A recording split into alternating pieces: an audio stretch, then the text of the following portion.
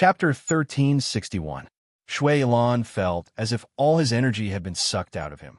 His body swayed, and under the moonlight, his face became increasingly pale, almost devoid of blood. Suddenly, someone patted him on the shoulder.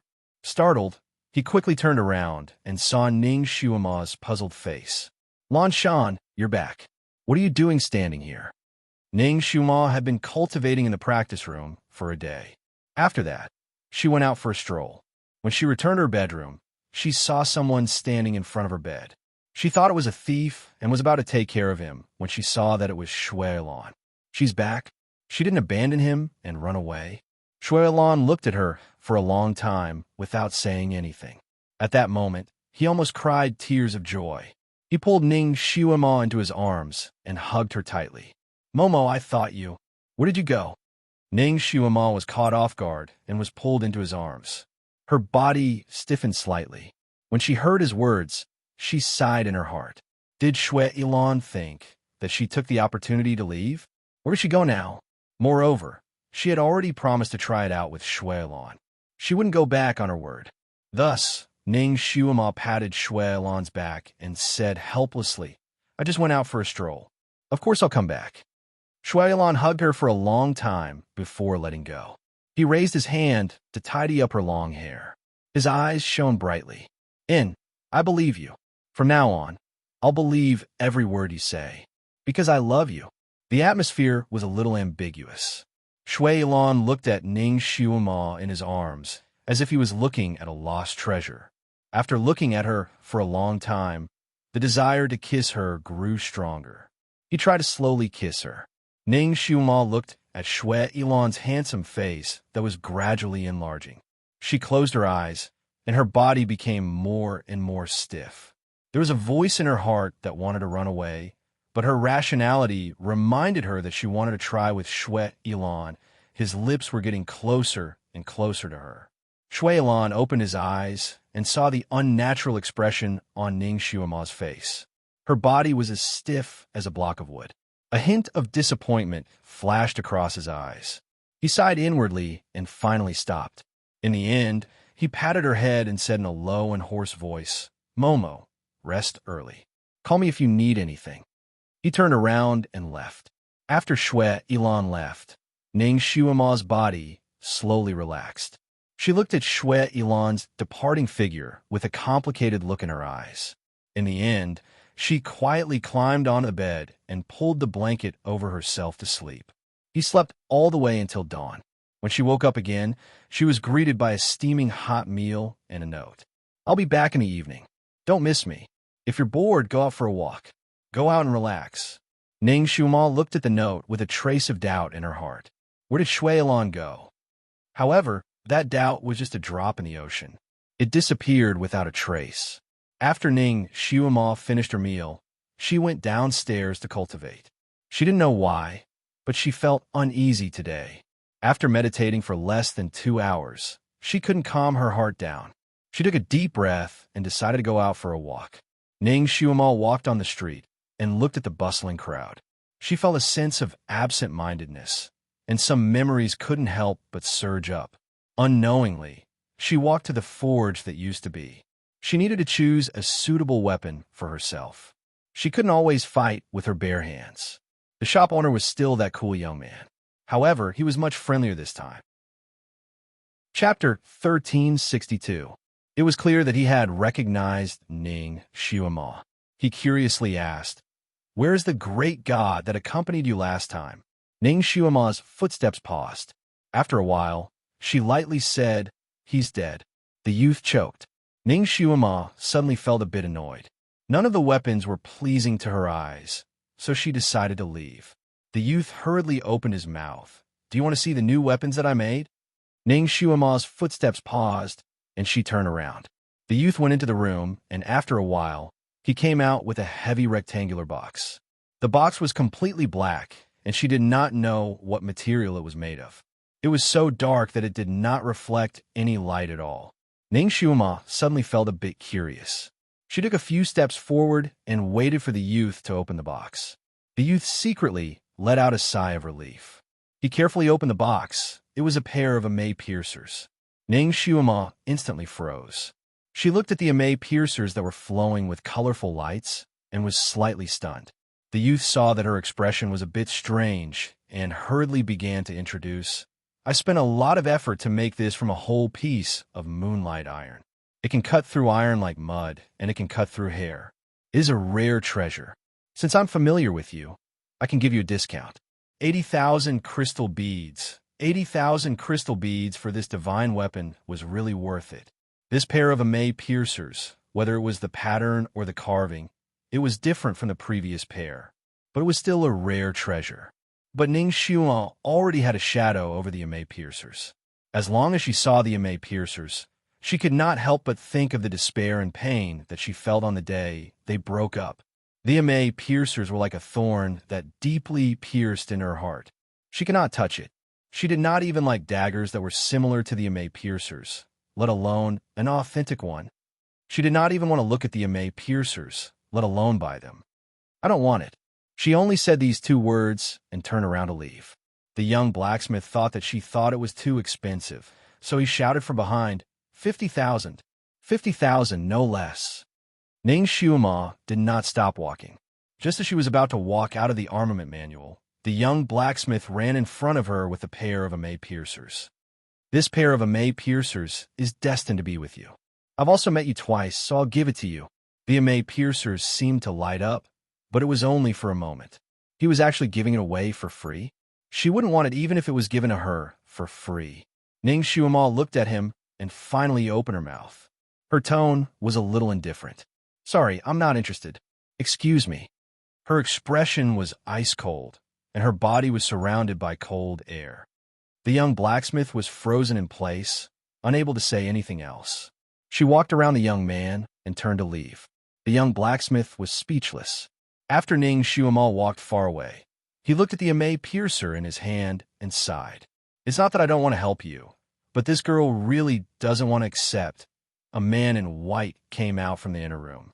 He was wearing a wide robe with flowing cloud patterns, and his icy blue eyes were like the deepest blue sea. It was Shunjuli. The young man's hand was empty, and the pair of eme piercers was in Shunjuli's hand. He looked at the pair of eme piercers, and his eyes were dark. The conversation just now was still echoing in his mind. Where's the great master who came with you? Dead. The words died without any sorrow or joy, were like a sharp sword that ruthlessly pierced through his heart. Was he already dead in her heart? Did she hate him so much now? Chapter 1363. When she mentioned it, she would just say dead and deal with it.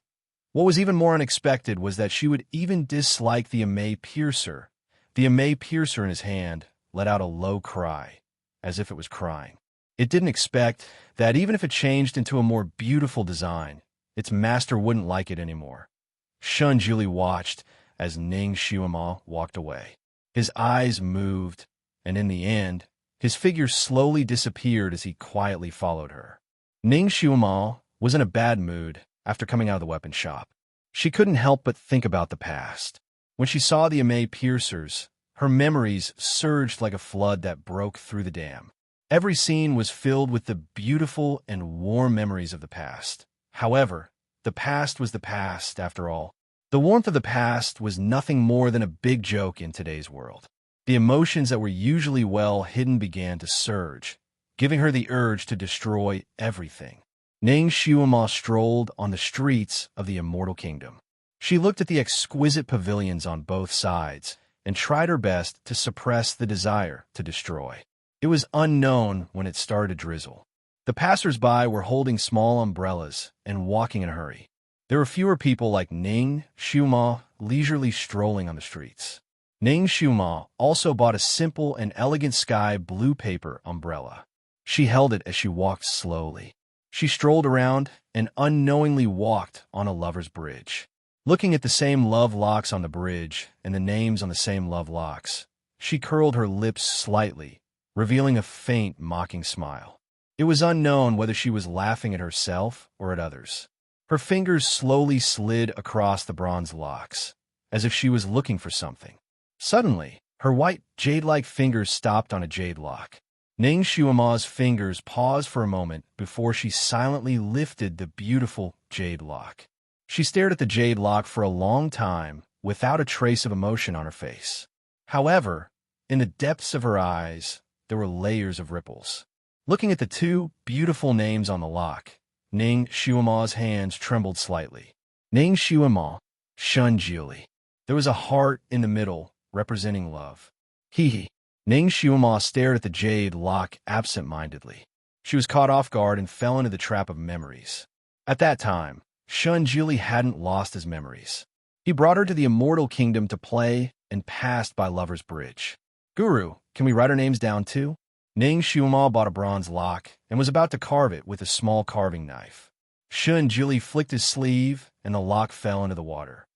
You. Ning Shuama glared at him. Shun Julie looked at her coldly and suddenly placed something in her palm. Ning Shuama opened her hand and saw a sparkling and translucent jade lock lying quietly in her palm. Shun Julie's voice rang out beside her ear. That one is too ugly. Ning Shuama, the Almighty was indeed the Almighty. He wanted the best for everything.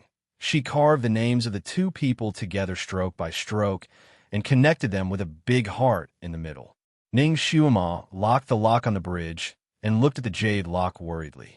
If such a peerless jade lock was placed on this bridge, would it be stolen by someone? Shun Julie's fingers moved slightly, and the jade lock flashed with white light. It turned into a normal bronze lock. Ning Shuama looked at Shun Julie speechlessly. Shun Julie looked back at her with a puzzled expression. He had set up an eternal enchantment for the lock. Was there something wrong with that? Ning Shuama looked at the jade lock and found it funny. Even if the bridge collapsed, the lock would be bound to it. Chapter 1364. If the thief wanted to steal the jade, he would have to take the bridge away. Memories were like poisonous wine. At first, it was fragrant, but later, it eroded the bones and overwhelmed the soul. A drop of rain fell on the jade lock, and the water droplets splashed. Ning Shuama suddenly came back to her senses. She looked at the jade lock and showed a touch of mockery. With a wave of her sleeve, the jade lock broke and fell into the rippling lake water. With a plop sound, countless fishes scattered in fright and hid in the lotus leaves one after another. Ning Shuama stood on the bridge and held an umbrella. She stood there quietly for a long time. The fishes under the bridge shuttled back and forth between the lotus leaves. The drizzle fell into the water, causing the water to ripple. The lake water rippled and could not calm down. Ning Shuama's eyes seemed to have a pool of lake water. The ripples could not be calmed down. After a while, she slowly left. Shun Julie stood under a tree and quietly looked at the figure on the bridge. The person on the bridge was wearing a red dress that fluttered in the wind. Under the sky blue paper umbrella was her long hair that was as black as ink. In a hazy drizzle, there were wisps of milky white smoke lingering around her body. She was like a fairy that had accidentally landed in the mortal world. She was so beautiful that she was ethereal. He looked at the person on the bridge for as long as she stood there. There was a dense pain in his heart that was becoming a death. He knew that this woman did not have a heart. Perhaps she did not love him. He knew that he should let go, but he could not let go. For the first time in his life, he tasted the feeling of wanting to let go, but not being able to. He did not know what to do. Reason told him that they were two existences that should not have intersected. Only when they truly let go would it be beneficial for both of them. However, reason was reason. Emotion was emotion. She was like a disaster for him. He could not get over it in a short time. He did not know why he was like a little thief and secretly follow behind her. He only knew that from the moment they met again, his heart unconsciously moved closer to her and followed her footsteps. Looking at her standing on the bridge for so long, his fingertips curled slightly. He subconsciously wanted to support her with an enchantment, but he resisted. Anger surged in the depths of his eyes. On the surface, she seemed to have recovered, but she had been soaked in the demon-vanquishing soup after all. The injury she had sustained was a wound to her soul. Even if this kind of injury didn't show on the surface, it was like a broken porcelain that was still intact. It couldn't withstand even the slightest breeze. An ordinary cold might be enough to take her life. Getting caught in the rain was the stupidest thing to do. If it was in the past, he might have already opened his mouth to teach her a lesson. However, he was in no position to do so now. Therefore, he could only stand there, not knowing what to do. Ning Xiuma finally left slowly. Shun Julie silently walked onto the bridge and stood at her previous position. She had already walked far away, her back gradually disappearing into the crowd. She was clearly dressed in bright red, but for some reason, she gave off a bleak and cold feeling.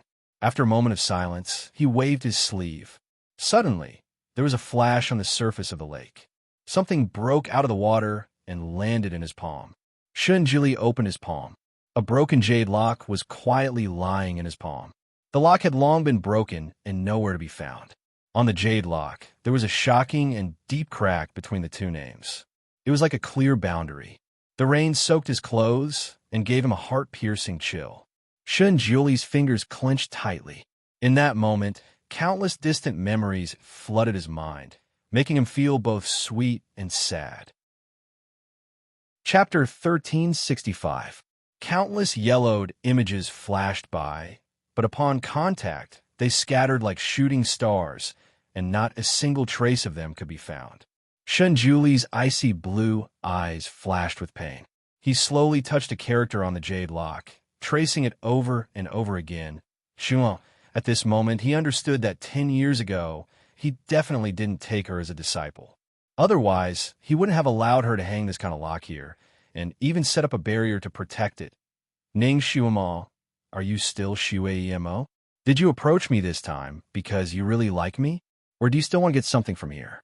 When he returned from amnesia, her excitement when she saw him again didn't seem fake. Her actions as if she liked him also didn't seem fake. But when she approached him in the previous life, she was also so romantic and flirtatious. When she stayed by his side, she was also endlessly happy, as if she liked him to the extreme. But she turned around and stabbed him with a sword, taking his heart's blood to save another man. Ning Xiumal, are you really for me this time? Shinjili felt that he was simply crazy. Reason told him to turn back and be saved, but he couldn't let go of his feelings. He didn't even know what to do if he followed her like this. However, since he followed her, then he would follow her first. He had always done as he pleased and did as he pleased. There were very few opportunities to make himself feel wronged or forced. So this time, he didn't want to force himself. If he wanted to follow, then he would follow first. He would observe, then slowly analyze his own thoughts and analyze her. After Ning Xiuma returned to the small building, her heart had already returned to its calm state. She looked outside the window. After the drizzle, all things were sprouting. Nearby, flowers bloomed layer by layer. Green grass grew, and in the distance, green mountains stretched endlessly and white clouds drifted. She sat down and quietly painted. She was painting the current scenery. The sky darkened little by little. Ning Xiuma lit a lamp and boiled oil, taking the opportunity to paint an impressionistic scene. The moon hung high above the willow branches, and people met at dusk. Shinjuli sat on a tree, looking at the light in the small building not far away, looking at the red-clothed girl painting under the light, looking at her serene and beautiful face, looking at the scene she painted taking shape bit by bit. He pulled out a jade gourd out of nowhere and drank a mouthful of wine. Ning Xiuma suddenly raised her head and glanced at the two of them. Shun Juli's body stiffened. Could it be that she had seen through him? That's impossible. He's already invisible. However, Ning Xiuma only glanced at him for a moment before lowering her head and continuing to paint. Under her brush, a large tree with luxuriant leaves was slowly taking shape. So he was here to draw trees. Shun Juli couldn't tell if he was glad or disappointed. However, the strange thing was that the big tree used as a model was clearly flourishing like spring, and its leaves were as green as jade. However, what she drew was full of withered leaves hanging from the branches. They were rustling in the breeze and looked as if they would fall at any time. Shun Juli himself was the art sage. In this world, no one understood painting better than he did. Generally, what a painter painted reflected the painter's mentality at that time. Why was her mentality so bleak now? He glanced at the painting and could feel a sense of bleakness and silence. The big tree seemed to be trying its best to pull itself together and not let the leaves fall. However, it couldn't withstand the strong autumn wind. Ning Xuan didn't know why, but when she looked at the big tree under a brush, she was in a daze. Was this a freehand style? Chapter 1366. Originally, she thought that the big tree looked good and wanted to copy it with a brush, but in the end, she drew a withered tree. This was not the right way to draw, even if she copied it. While she was in a daze, a drop of ink fell to the ground. The branch instantly became dizzy, as if it had been destroyed by something. Ning Xuema was stunned. Then, she looked at the painting with an expressionless face and rubbed her fingers on the paper. The painting instantly turned into thousands of pieces of paper, flying all over the sky. It was like a heavy snowfall, and the ground was in a mess. Ning Xuema stood quietly among the pieces of paper. No one knew what she was thinking. A red figure flew from the sky and landed in front of the small building. Then, he walked into the small building with light steps. He seemed to be in a good mood. It was Shui Lan. Shun Juli looked at the pair of figures under the light and took another sip of wine. His icy blue eyes were like the ebb and flow of the sea. Shun Juli had become an invisible person. Every day, he silently followed behind Ning Xuema. He used to like drinking tea, but now he liked drinking wine. The wine gourd never left his side. She stood by the water and looked at the rippling waves and the clouds in the sky. He leaned against the tree and looked at her red dress and black hair fluttering in the wind. She suddenly became obsessed with painting. When she had nothing to do, she painted the sky, the earth, the mountains, and the water. However, she did not paint people. Her paintings looked lively, but there was always a sense of loneliness that could not be hidden. She was like a flower in the wind and rain, trying hard not to wither in the autumn wind, trying hard to survive the winter. She never kept her paintings. Once she finished them, they would be destroyed. They would be directly destroyed into dust and dissipate in the air. However, he restored the paintings in a corner where she could not see them. He looked at them carefully again and again, as if he was trying to find something in them. Her painting skills were not bad, and she was very talented. However, in his eyes, her paintings were still the scribbles of a primary school student. He was usually too lazy to look at such paintings, but now he could not help but restore them and keep them. He didn't know why he had to follow her all the time, but if he didn't see her for a day, his heart would feel empty. She seemed to have returned to normal. There was a smile on her face, and she was talking and laughing with Shui Lan. On the surface, there was nothing wrong with her. It was only in the painting that he could see a hint of her emotions. Ning Xuema's days were very dull. She would either practice martial arts or go out for a walk. She also got along very well with Shui Lan. Every day, Shui Lan would leave early and return late, while she would stay here leisurely, cultivating, painting, and strolling. They looked like an ordinary couple living in seclusion in the suburbs. Occasionally, she would go out with Shui Lan. When they met passers-by, they would think that they were husband and wife and praise them for being a perfect couple. Often, Shui Lan would smile like a blooming flower. As for Ning Xuema, she only smiled and didn't refute anything. Perhaps she was destined to be together with Shui Lan. After going around in circles for so long, she was just back to where she started. Didn't she like Shui Lan in her previous life? Then, she would definitely like him in this life too. It was impossible for her to love him so deeply in her previous life, but not feel anything in this life. If she did not meet Shun Juli first and fell in love with him first, perhaps she would have slowly fallen in love with Shui Lan, or it could be said that she liked Shun Juli in this life, because she owed him in her previous life. She felt guilty, so God wanted to punish her and let her have a taste of being betrayed by the person she loved. Now that she had tasted it, she also woke up from her dream. Chapter 1367. It was time to return to the starting point.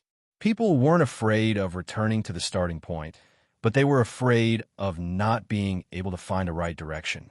They were afraid of being completely lost on the wrong path. Therefore, She should be glad that she hadn't gone too far on the wrong path. Although she had almost lost a layer of skin in the swamp of the wrong path, it was fortunate that she had returned to the starting point alive. Wasn't it? That must be it. That must be it. She had to walk out of it. She had to walk out of it slowly. She wanted to be her former self. She wanted to create a new world for herself in this world. Whether she was an immortal or a devil, it was just a matter of a thought.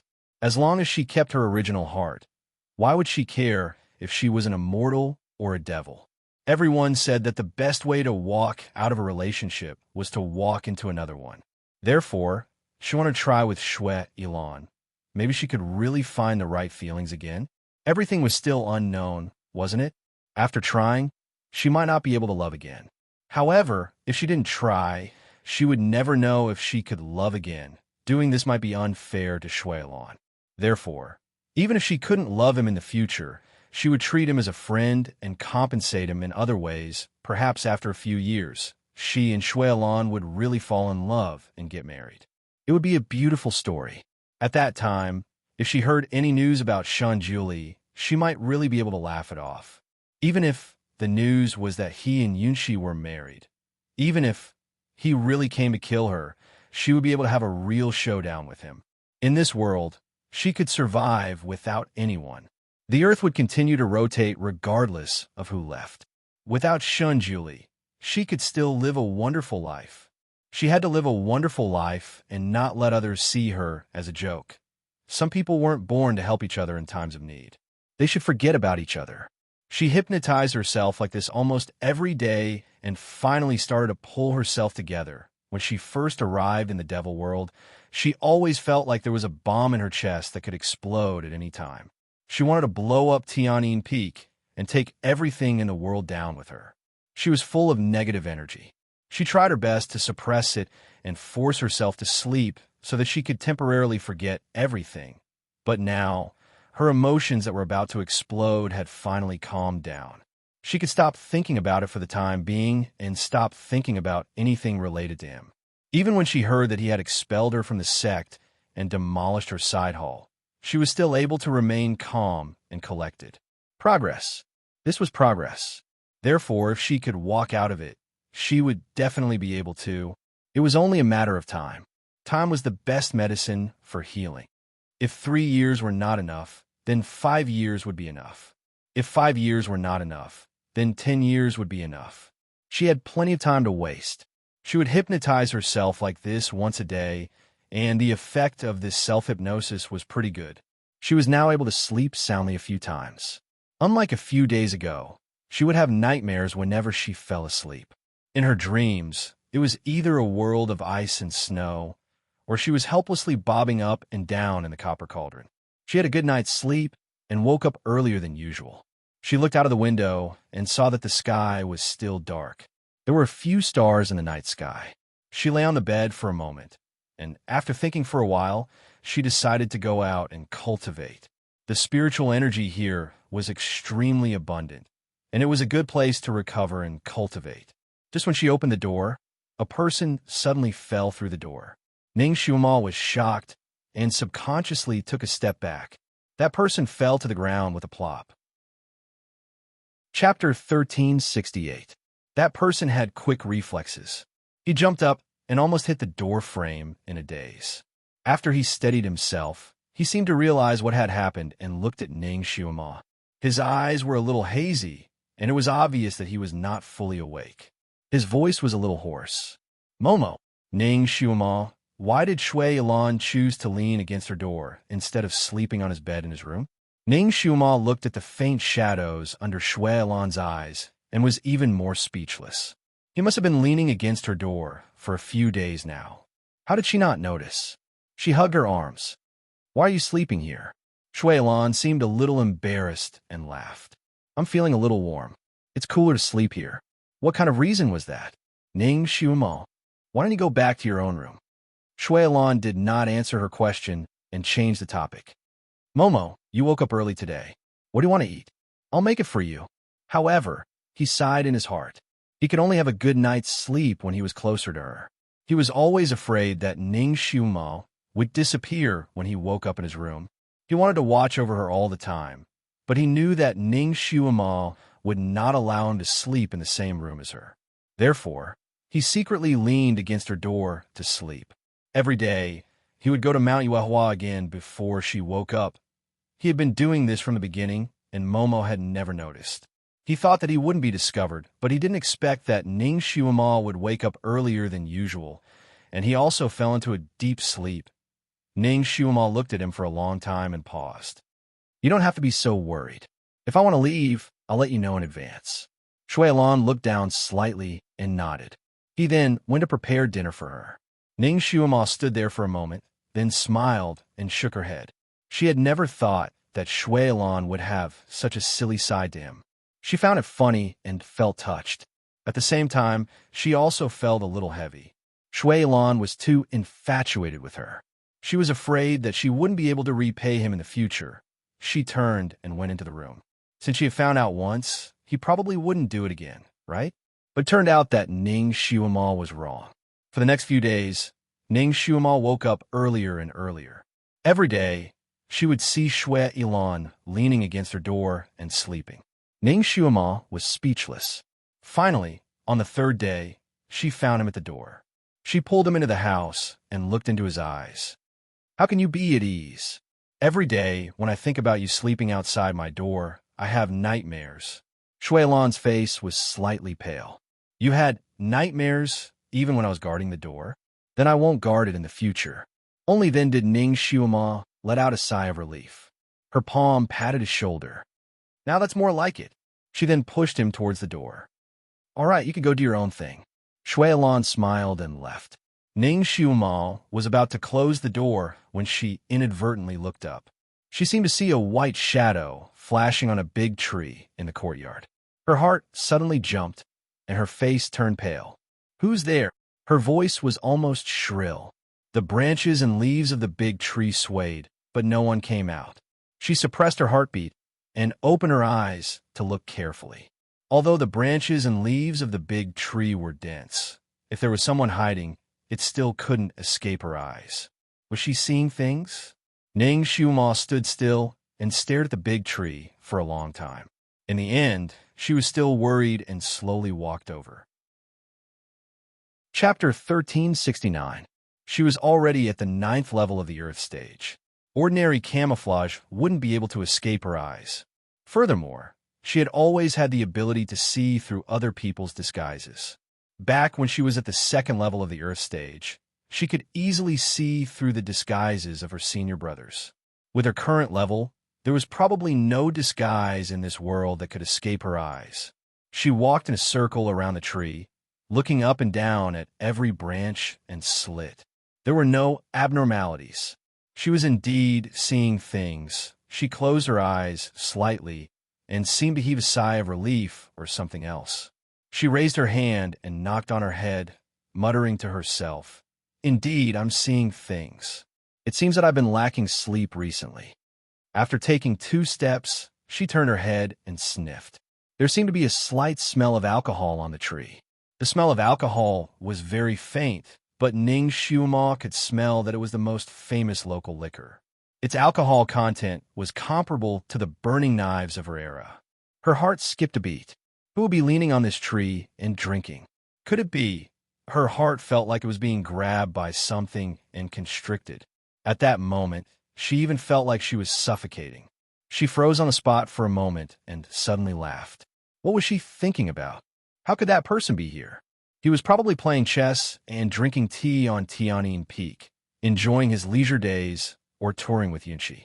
Why would he be here? Besides, he always drank tea. She had been with him for so long, but she rarely saw him drink. Even if he did, he would drink the best wine that he brewed himself, and not the common wine here. He was really being overly paranoid. Perhaps Shui Lan had leaned on this tree to drink? That was completely possible. After figuring this out, she finally heaved a sigh of relief. Without any hesitation, she turned and walked towards the training field. The sky was about to turn bright. It was a good time to practice martial arts. No matter what, it would be better to practice martial arts. The higher the level, the less likely it would be for her to be taken advantage of. the less likely it would be for her to be stepped on like mud. The night was like wisps of silk. The graceful figure gradually disappeared into the distant forest. On one of the branches of the big tree, a white figure gradually appeared. He was holding a wine gourd in his hand. His long hair was loose and unbound. He looked in the direction that Ning Xiuama had left, slightly lost in thought. Just now, he was not paying attention and almost exposed himself. Fortunately, his kung fu was very high and his invisibility skill was at its peak. When Ning Xiuama was searching the tree, she almost stepped on the corner of his clothes. Her hair even brushed against his cheek. He smelled the faint fragrance on her body again. Chapter 1370. After thinking for a moment, his figure flashed and disappeared without a trace. Shui Lan was very meticulous. This house was originally created by him using a spell, but the layout was very appropriate. Each hall and each pavilion were ingenious, which was the style that Ning Xiuama usually liked. Even this martial arts field, according to Ning Xiuama, as long as there was a flat piece of land, it would be fine. However, the martial arts field that Shui Lan created was a lawn. The grass here was neater and softer than the grass that was mowed by the sanitation workers in the modern city. When practicing martial arts on the grass, she would not bump into anything. The grass was very clean. If she was tired, she could lie down on it and it would be a ready-made grass mat. Ning Xiuama had already laid down on it several times. The faint smell of the grass filled with the smell of the fields seeped into her nose, making her forget all her worries. At this moment, Ning Xiuama had just practiced a round of boxing and stretched her muscles.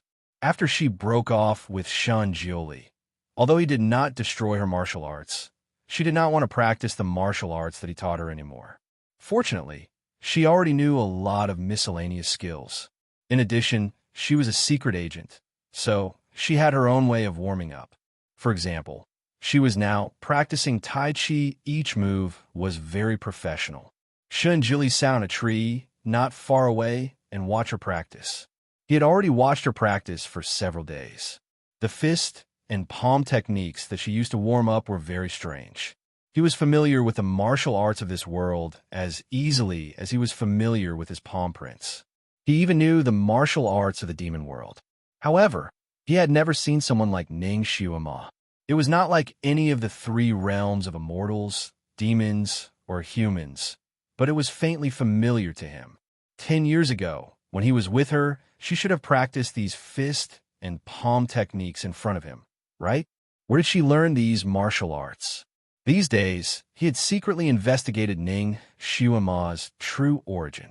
She was a nine-tailed fox in her previous life, but in this life, she was a real person. It was obvious that she had reincarnated, or perhaps she had possessed the body of the original owner. Ning Xiuama's deeds in vast sky country were widely spread, so he could easily find out everything about her in vast sky country more than 10 years ago. After a little analysis, he knew that she was reincarnated in another body. However, the things that happened between him and Han Shanyue and Ning Xiuama were still unknown to others. At most, they only knew the surface of it. After looking through the information for a long time, he only found out that she had once been his concubine, and it seemed that he had taken advantage of the situation to force her. Because all his memories had disappeared, Shun Jiuli didn't quite understand what he was thinking at that time. How could he be so fond of a good-for-nothing girl? Forced marriage, this was not his usual style of doing things. However, judging from this message, he had never treated her as a real disciple. It was more like a joke. Later on, he had even brought Ning Xiuama to attend the wedding of the current crown prince of vast sky country, Jianhua. He had even let Ning Xiuama sit on the same level as him. Receiving the worship of the courtiers, it was obvious that he had the thought of marrying her at that time. Otherwise, he wouldn't have allowed her to sit on the same position at that time. After he regained this disciple of his, he felt that his feelings for this disciple of his were extremely strange. So he secretly went to investigate the past. After he found out, he understood that when he took her as his disciple 10 years ago, he didn't take her as his disciple at all, but as his wife. Chapter 1371. No wonder he didn't feel uncomfortable when he hugged her. No wonder his heart felt like it was being scratched by a cat when he saw her being wronged. In his previous life, he was stabbed by her when he fell in love. In this life, what would happen to him when he fell in love? 10 years ago, he didn't have the memories of Shwe Emo, but he fell in love with her again. 10 years later, he had accidentally recovered his memories from his past life and recognized her as Shwe Emo. He had even forgotten what had happened between him and her 10 years ago. Was this because the heavens were afraid that he would repeat the same mistakes? So they had done this? Shunjili raised his head and drank another mouthful of wine. He looked down at Ning Xiuema, who was cultivating. She was probably tired from cultivating. At this moment, she was lying down on the grass with a grass stick in her mouth. She looked up at the sky, not knowing what she was thinking. At this moment, the sky was already bright. The blue sky, white clouds, green grass, and red-clothed beauty were all very pleasing to the eye. Shunjili had never liked red things, but when Ning Xiuema wore this red dress, he felt that it was very fitting and beautiful. It was as if she was born to wear this dress. Only by wearing this dress could it match her temperament. It was a pity that Shui Lan also liked to wear red. When they stood together, he felt that it was very dazzling. He still hadn't thought of what to do next. He told himself that he should follow them for a while. He had always been patient, and this time was no exception. Ning Xiuema suddenly sat up. She looked around cautiously. There was no one. There was no one. She couldn't even see a wild rabbit in the area closest to her. Strange. Was she being too paranoid? She clearly couldn't see anyone, but she had a strong feeling that someone was spying on her. Ning Xiuema slowly got up and walked around in a circle. Shunjili lowered his eyes to look at her. He saw her look around, and for a moment, their eyes met. Although he knew that she couldn't see him, his heart still tightened. He held his breath. Ning Xiuema walked around in a circle. She didn't find anything, so she relaxed and sighed. For a moment just now, she even suspected that he had arrived and was spying on her in the dark. With his personality, if he wanted to kill her, there was no need for him to hide in the dark, right? He would unleash a thunderous strike, just like when he killed Wu Mo and was almost slapped to death by Wu Mo's palm. If he were to make a move now, it would only be more powerful than that palm strike. If he did not want to kill her, there was no need for him to peek at her from behind. He was not that kind of person. He had been overly paranoid recently. He had to change that. She took a deep breath and shook her head, trying to get rid of all the messy thoughts in her head. Ning Xiuema felt lonely practicing martial arts in the wilderness, so she decided to sing at the top of her lungs. 10 fingers like instant lotus flower blooming. The girdle looks like a portrait of elegance. Model wall paintings were painted with candles facing the gods and Buddhas in the sky. She was singing a song that was widely circulated on the internet, Wen Shaw. Her voice had always been excellent, and she had unconsciously expressed her feelings, so she sang with great emotion. As if singing alone was not enough, she even added a dance, a sword dance. Flute sound alley several times falling down should laugh at me can't see through early encounter, cause an effect waiting to be worn away, become my inner demon even if I can't bear to part with the old moonlight, also wasted. It was Shunjili's first time hearing her sing and watching her dance since they were reunited in this world. He was a little stunned for a moment, so he pursed his lips and listened. When he heard the last part of the song, his heart was slightly shaken. 10 years in the secular world, once with promises, swords scattered tenderness on the temples become floating pavilions. Chapter 1372. The depth of love is like a vine burning like the fire of karma. The sword of today points to the past. Once wet, who will become the azura of the other's heart? He silently chewed on the lyrics and felt a pain in his heart. Who will become the azura of the other's heart? She had already become the azura of the other's heart. It was an unspeakable wound, a tribulation that he wanted to get rid of, but couldn't. What about her? Had he also become the azura of the other's heart? He looked down at her, and his mind was in a mess. When he came back to his senses, Ning Xiuema was no longer on the grass. She must have left after finishing her practice, leaving only the lingering sound of her singing. Shunjili raised his hand, and a jade flute appeared in his palm. He was about to blow on it when he suddenly thought of something and slowly put it down. Ning Xiaoma was relieved. Ever since she talked to Shui Ilan that night, Shui Ilan didn't lean on her door to sleep. She deliberately woke up 2 days earlier and didn't see him when she opened the door. On the third day, Ning Xiaoma slept until midnight.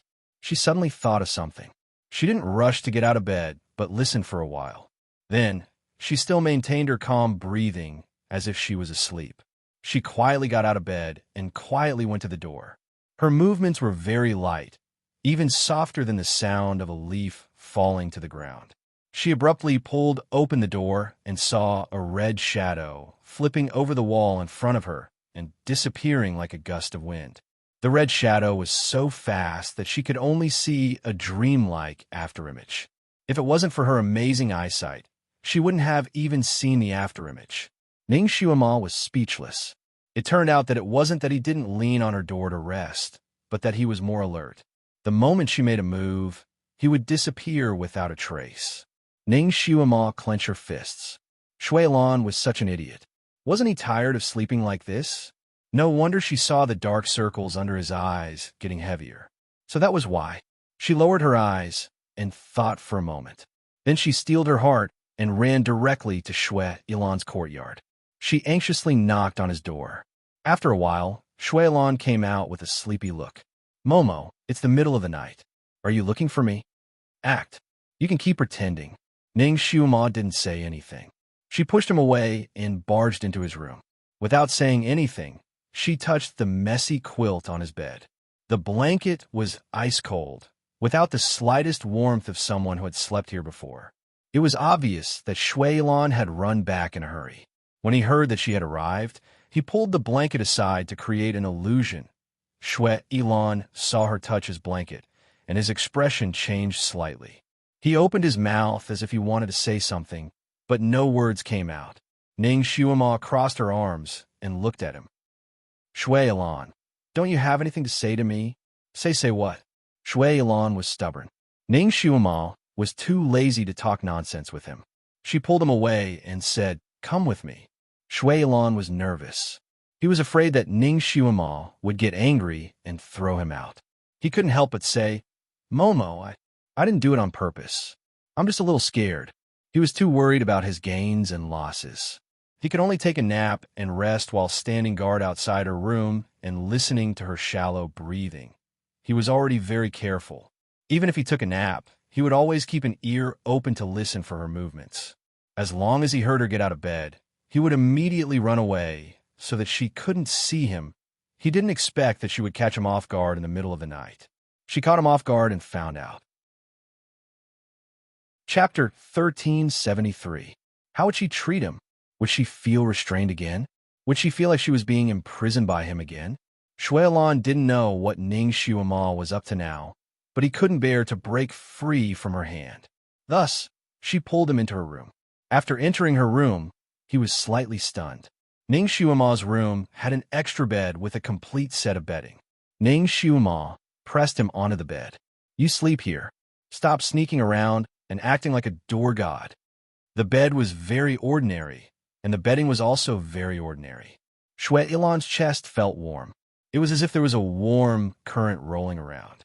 Momo, he called out to her, but he didn't know what to say. Ning Xiaoma laid down on her own bed. Okay, let's sleep. Shui Ilan slowly laid down on the small bed. He looked at Ning Xiaoma's side profile, and his chest felt as if there were waves rolling in the ocean. Ning Xiaoma was also a little sleepy after being tormented for so long. She closed her eyes and wanted to sleep again. However, there was one more person in the room, and the one more was Shui Ilan. She felt a little uneasy, and she didn't know what to feel. She had to get used to it. Everything would be fine once she got used to it. Once upon a time, didn't she and Shun Julie sleep in the same room? Even when they slept on the same bed, it didn't feel awkward. She even rolled into his arms when she was asleep. Stop. She couldn't think about him anymore. Sleep, sleep. She tried her best to adjust her breathing and cultivate her sleepiness. Momo, can't you sleep? Shui Ilan's voice suddenly sounded from nearby. Ning Xiaoma was shocked. She quickly opened her eyes and found that Shui Yilan had already dragged his bed closer to hers. The distance between the two beds was only about 10 centimeters. The first thing she saw when she opened her eyes was Shui Yilan's enlarged, handsome face. She subconsciously retreated into the bed and frowned. "Why are you so close to me?" "Momo, I remember there's a saying in the human world, even in bed, we can talk at night. Let's talk too." "What is there to talk about?" "Let's sleep." Ning Shima leaned inwards, subconsciously keeping a certain distance from him. "Momo, if you have a piece of moonlight iron, what kind of weapon do you want?" "Sword?" Ning Shuemo yawned. "I don't want a sword. I want a saber. Machete." Shui Yilan was stunned for a moment. "I don't think a machete is suitable for you. Swords are prettier for girls. Weapons are used for self-defense and killing, not for show." Ning Shuema yawned again. "I'm not interested in any kind of sword." In fact, she was now scared of any weapon that looked like the Amei piercer. Shui Yilan was also a smart person. He suddenly understood. His eyebrows slightly curved. "Okay, then I'll make a saber." After talking with him, Ning Shuema felt less sleepy. She was somewhat curious. "You have moonlight iron?" Shui Yilan smiled and spread his palm flat. A large piece of moonlight iron appeared in his hand. It was a very large piece. It was half the length of his arm. In the room, it flickered with a moon-like luster. The best quality moonlight iron. It was simply the ancestor of moonlight iron. Ning Shuema suddenly opened her eyes wide and stared at the piece of moonlight iron. Her heart skipped a beat. She turned and stared at Shui Yilan. "You've been going out early and coming back late these days. Are you looking for moonlight iron?" Shui Yilan smiled. "I'm quite lucky. I actually found a large piece so quickly." Chapter 1374. Ning Shuema had also made moonlight iron before, so she knew how hard it was to make it. It was even harder than winning the lottery. It was rare for him to have the heart to go out early and return late every day to make this for her. Her heart was a little sour, but also a little warm. She took the moonlight iron and looked at it. "I think this piece of iron can be used to make 2 weapons. Then how about we make 2 weapons? I also lack a suitable weapon, so let's make a pair of knives." Shui Yilan's eyes sparkled. Ning Shuema's heart jumped. "Wouldn't that make a couple's knives?" Shui Yilan looked in her eyes. "Momo, don't worry. This piece of iron can be used to make your machete first, and I'll make a small knife with the rest." He only wanted to have one thing that he could share with her. Ning Shuema turned to look at him. "You're thinking too much." "I'm not afraid of not having enough materials." Shui Yilan finally breathed a sigh of relief. "Then there's no problem. Don't worry. I'll definitely make the best knife in the world for you." Ning Shuema couldn't help but sigh. "Shui Yilan, you don't have to be so good to me." She only promised to try it with him, but she didn't say that she would marry him. Him doing this made her feel even more burdened. "Momo, you deserve the best. No matter how good I am to you, it's never too much.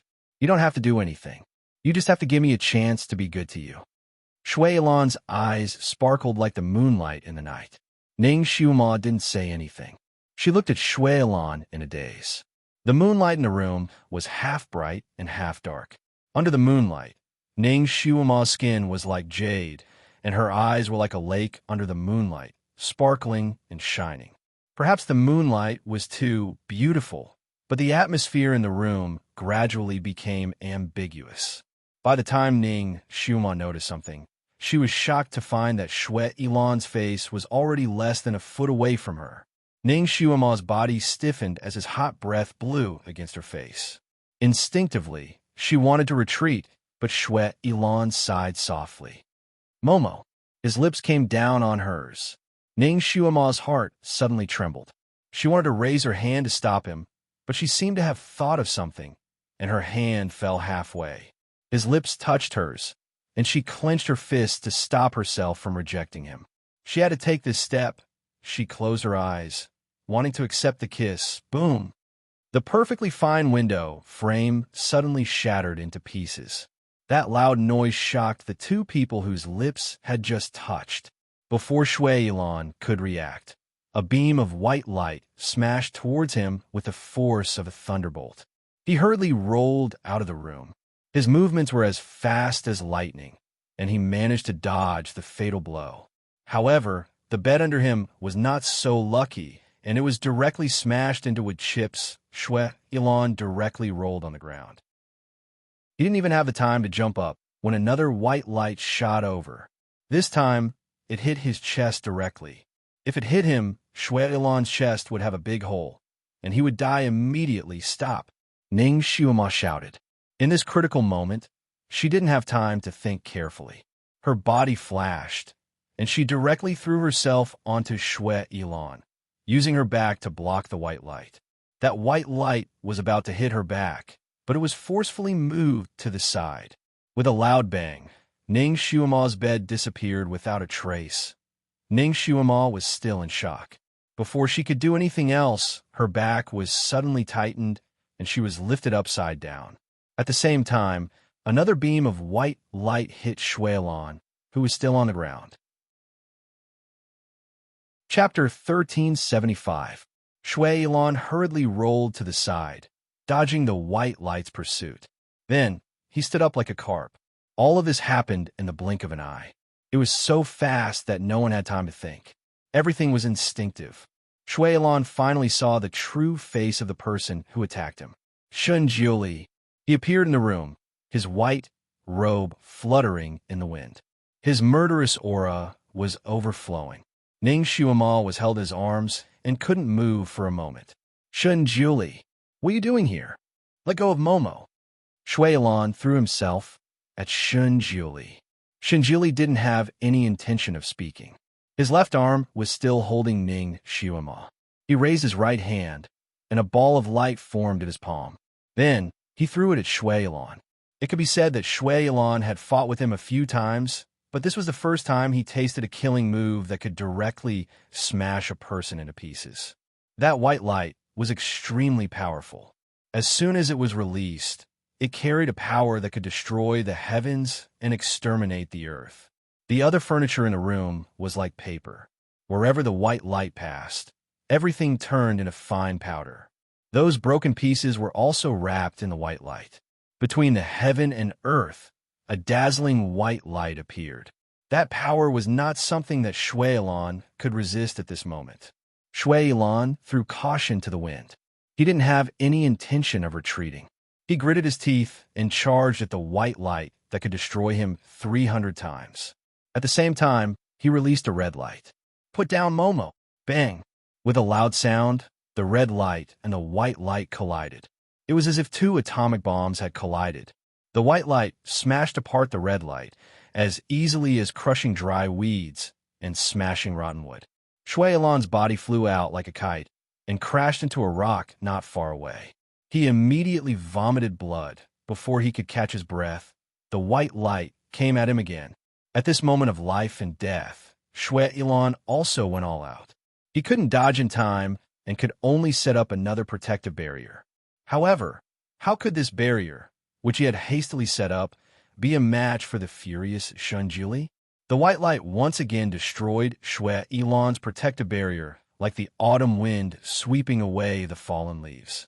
Shui Yilan's body was once again sent flying like a rag. At this moment, the buildings and pavilions here were all affected by the destructive white light, flying into the air one after another. The originally clear sky with few stars was now covered by the flying debris and dust. The ground beneath their feet was shaking, and everything was being destroyed. When Shui Yilan was sent flying for the second time, he crashed into a big tree behind him. The incomparably sturdy tree, which was as thick as a pig's waist, was actually uprooted by the force of the collision. Shui Yilan's vision suddenly turned black. He felt that this collision seemed to have knocked out his internal organs. His body slid down the tree, spitting out a mouthful of blood. He couldn't get up for a while. Stars appeared in front of his eyes, and he saw that the white light was condensing again, but he didn't have the strength to dodge it. His heart turned cold, and he subconsciously closed his eyes. He didn't expect that after practicing hard for so long, he was still far from being Shun Jiuli's opponent, especially when the other party was furious. He didn't even have the chance to fight back. Gee, there was a soft sound, as if something sharp had pierced through flesh. The smell of blood seeped out of the air. Shui Ilan hurriedly opened his eyes. What he saw in front of him made him hold his breath. Ning Shuima's palm had a sharp knife pierced in Shun Julie's stomach. Shun Julie's face was pale, and his pair of deep blue eyes looked at her in disbelief. Chapter 1376. Ning Shuima's heart was beating wildly. Her face was also deathly pale. She suddenly slammed her palm down on his chest. "Bastard, let go of me!" Shun Julie did not dodge, and allowed Ning Shuima's palm to land on his chest. She had used quite a bit of strength, causing his body to sway slightly. His arm finally loosened, and Ning Shuima took this opportunity to jump back 3 feet, far away from his aura. She stood there, feeling her fingertips tremble. The moment she saw him, her heart beat like thunder. Before she could find the proper reaction to him, he had already launched a series of killer moves on Shui Ilan. Each move was more ruthless than the previous, and each move was more deadly than the previous. In a split second, her anger rushed to her head. Why was he not willing to let her go? Why did he want to kill Shui Ilan? She was so angry that she couldn't help but protect Shui Ilan. However, she didn't expect that she wouldn't be able to protect him at all. Instead, she was lifted up by him like a little chick and then held tightly in his embrace. He held her so tightly that she almost couldn't breathe. She struggled with all her might, but she was unable to break free from his hold. She could only watch as he hit Shui Ilan again and again, throwing Shui Ilan around like a rag. He was about to fall to his death at that moment. Her blood rushed to her head. Did he think that he could do whatever he wanted just because he was a god? Did he think that he could trample on anyone's dignity? Did he want to catch her and cook her in his copper cauldron? She struggled even harder, but couldn't free herself for a moment. Seeing that Shui Ilan was about to lose his life under her palm, she finally couldn't bear it any longer. The moment she struggled to free her arms, she also pulled out the knife she had hidden in her storage space. Without thinking, she stabbed at his abdomen. She just wanted to force him to let go. She didn't expect to really stab him, nor did she expect to really hurt him. However, this was not the time for her to think about anything else. After she escaped from Shun Julie's grasp, she subconsciously stood in front of Shui Ilan, shielding him behind her. She held her saber across her chest and looked at him warily. She watched as the white robe between his abdomen was quickly dyed red with blood. The bright red color stung her eyes. Shun Julie lowered his eyes and looked at his white robe. He slowly raised his head and stared at Ning Shuima. He watched as she stood in front of Shui Ilan like a mother hen protecting her chicks. Her intention to protect him couldn't be any more obvious. His face became even paler. His arm, which was about to make a move, slowly drooped down. "Ning Shuima, in this life you still chose him?" His voice seemed calm, but if one listened carefully, one would notice a slight tremor in his voice. Ning Shuima's mind was buzzing at this moment. Chapter 1377. She and Shui Ilan were no match for him, even if they worked together. If she did not do something, she and Shui Ilan would die under his hands. Anyway, she did not want the Sun Moon Sect's martial arts anymore. She would just destroy herself and return it to him. A white light shot out and hit her saber, sending her saber flying. Ning Shuima's wrist was numb from the shock. She suddenly raised her head, her eyes filled with grief. "Shun Julie, I've already escaped here, but you still won't let me go? Fine, come on. If you want to kill me, do whatever you want." She took a step in his direction. Shun Julie's fingers were also trembling. He wanted to say that he had never thought of cleaning up the sect. He wanted to say that he did not want her to be his disciple anymore. That was a joke, and there was no need for that joke to continue. He wanted to say that it was not that he did not want to let her go, but that he could not let himself go. But under such circumstances, he could not say it. She stabbed him again for Shui Ilan. She protected Shui Ilan behind her and stared at him with hatred. At this moment, he could not say it. Perhaps it was really time for him to let go. Let go and help them. He finally took 2 steps back. "Fine, I'll let you go, both of you. You're on your own now." As soon as he turned around, His white figure suddenly disappeared. Ning Shuama did not expect him to leave just like that. He left so straightforwardly. She was stunned for a moment. She heaved a sigh of relief, but she also felt that she had stepped on air. Her heart was empty. The sword in her hand also fell to the ground after such a series of events. This place was already beyond recognition. All the houses were gone, and the ground was filled with broken stones and bricks. It was like a gravel field. It was not an ordinary mess. The cozy little courtyard that she had stayed in for more than 10 days was nowhere to be found. Ning Xuan looked around blankly. At this moment, she had the illusion that there was nowhere to stay in this vast world. After such a series of ups and downs, her gaze once again fell on the spot where Shun Julie had been standing just now. There were bloodstains there. Her heart inexplicably twisted, and she abruptly averted her gaze. It landed on Shui Ilan's body. This time, Shui Ilan was not lightly beaten. His handsome face was green and red. Blood was still dripping from the corner of his lips. He struggled on the ground, but failed to get up. Ning Shuama calmed herself down and walked over to take his pulse. Shui Ilan was seriously injured. His heart meridian was almost broken by Shun Julie. Fortunately, his skin was sturdy and his spirit was strong. He could feel that Ning Shuama's fingers were cold as she took his pulse. He comforted her, "Momo, don't be afraid. This kind of injury is nothing to me. I'll be fine after a few days of rest." He was covered in mud and looked rather dusty, but his eyes were bright. When he looked at Ning Shuama, they were like the ripples of a lake. Ning Shuama seemed to be a bit absent-minded. She nodded and casually said, "That's good."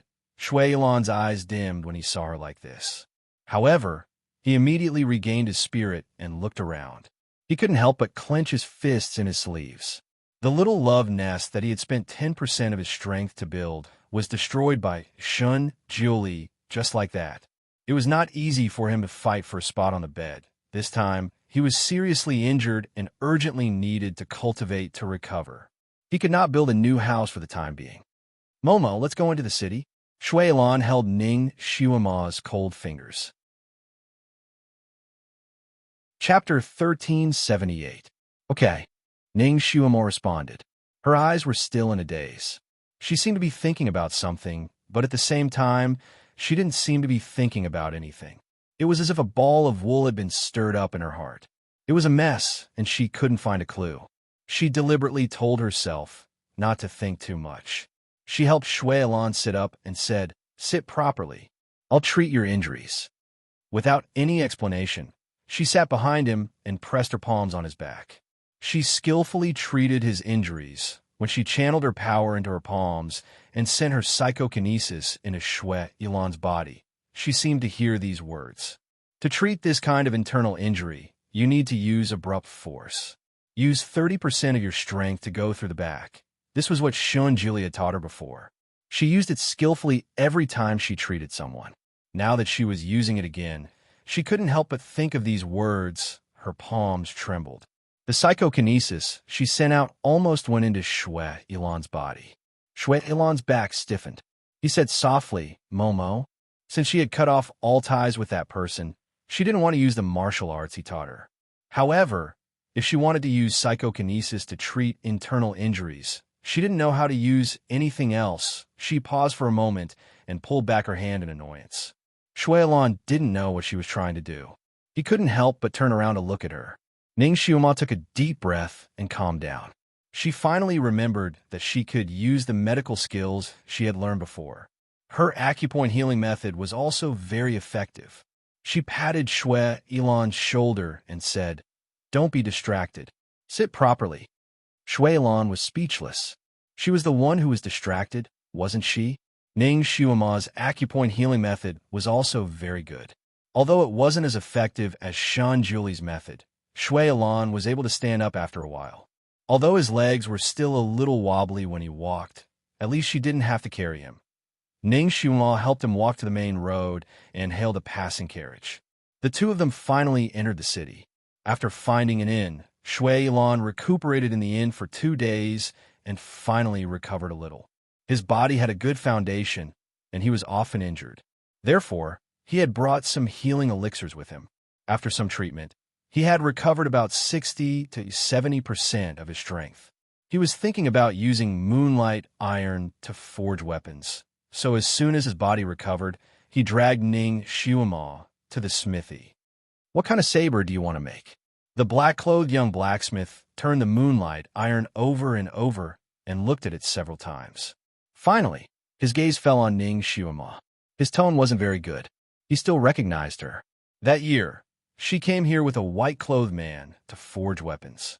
That white-clothed man's ame piercer was made for her.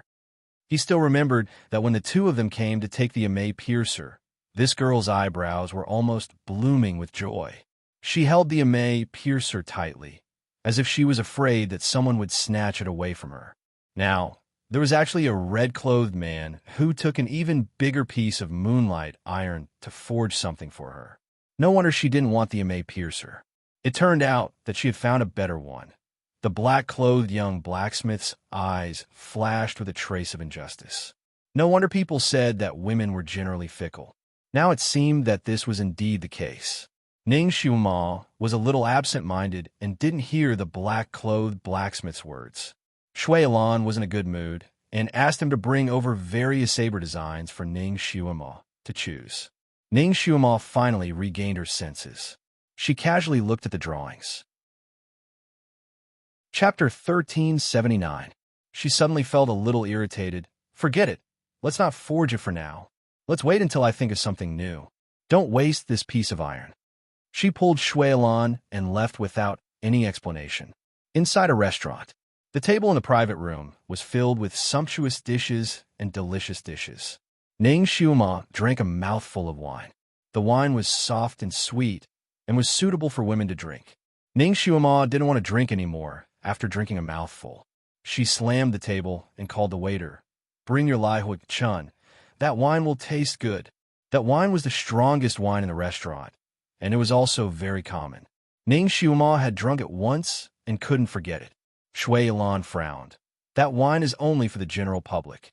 If you want to drink strong wine, why don't you order something else? How about tourmaline autumn?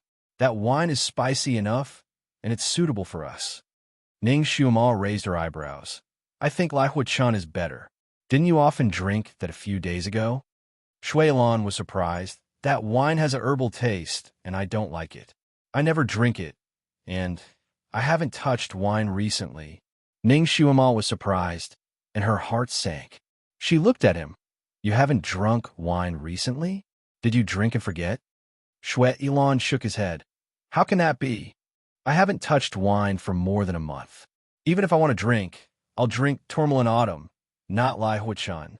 Ning Xiuma's expression changed slightly. She remembered the wine she smelled on the tree that day. Although it was light, she could distinguish it very clearly. If the person who drank wine on the tree that day wasn't Shui Lan, who could it be? Her heart suddenly tightened. If there was someone else in that place, there was no reason why she couldn't sense it, unless that person's skills were much higher than hers. In this world, there were very few people who were much more powerful than her. She could count them with 5 fingers. Then, that person's identity was almost obvious.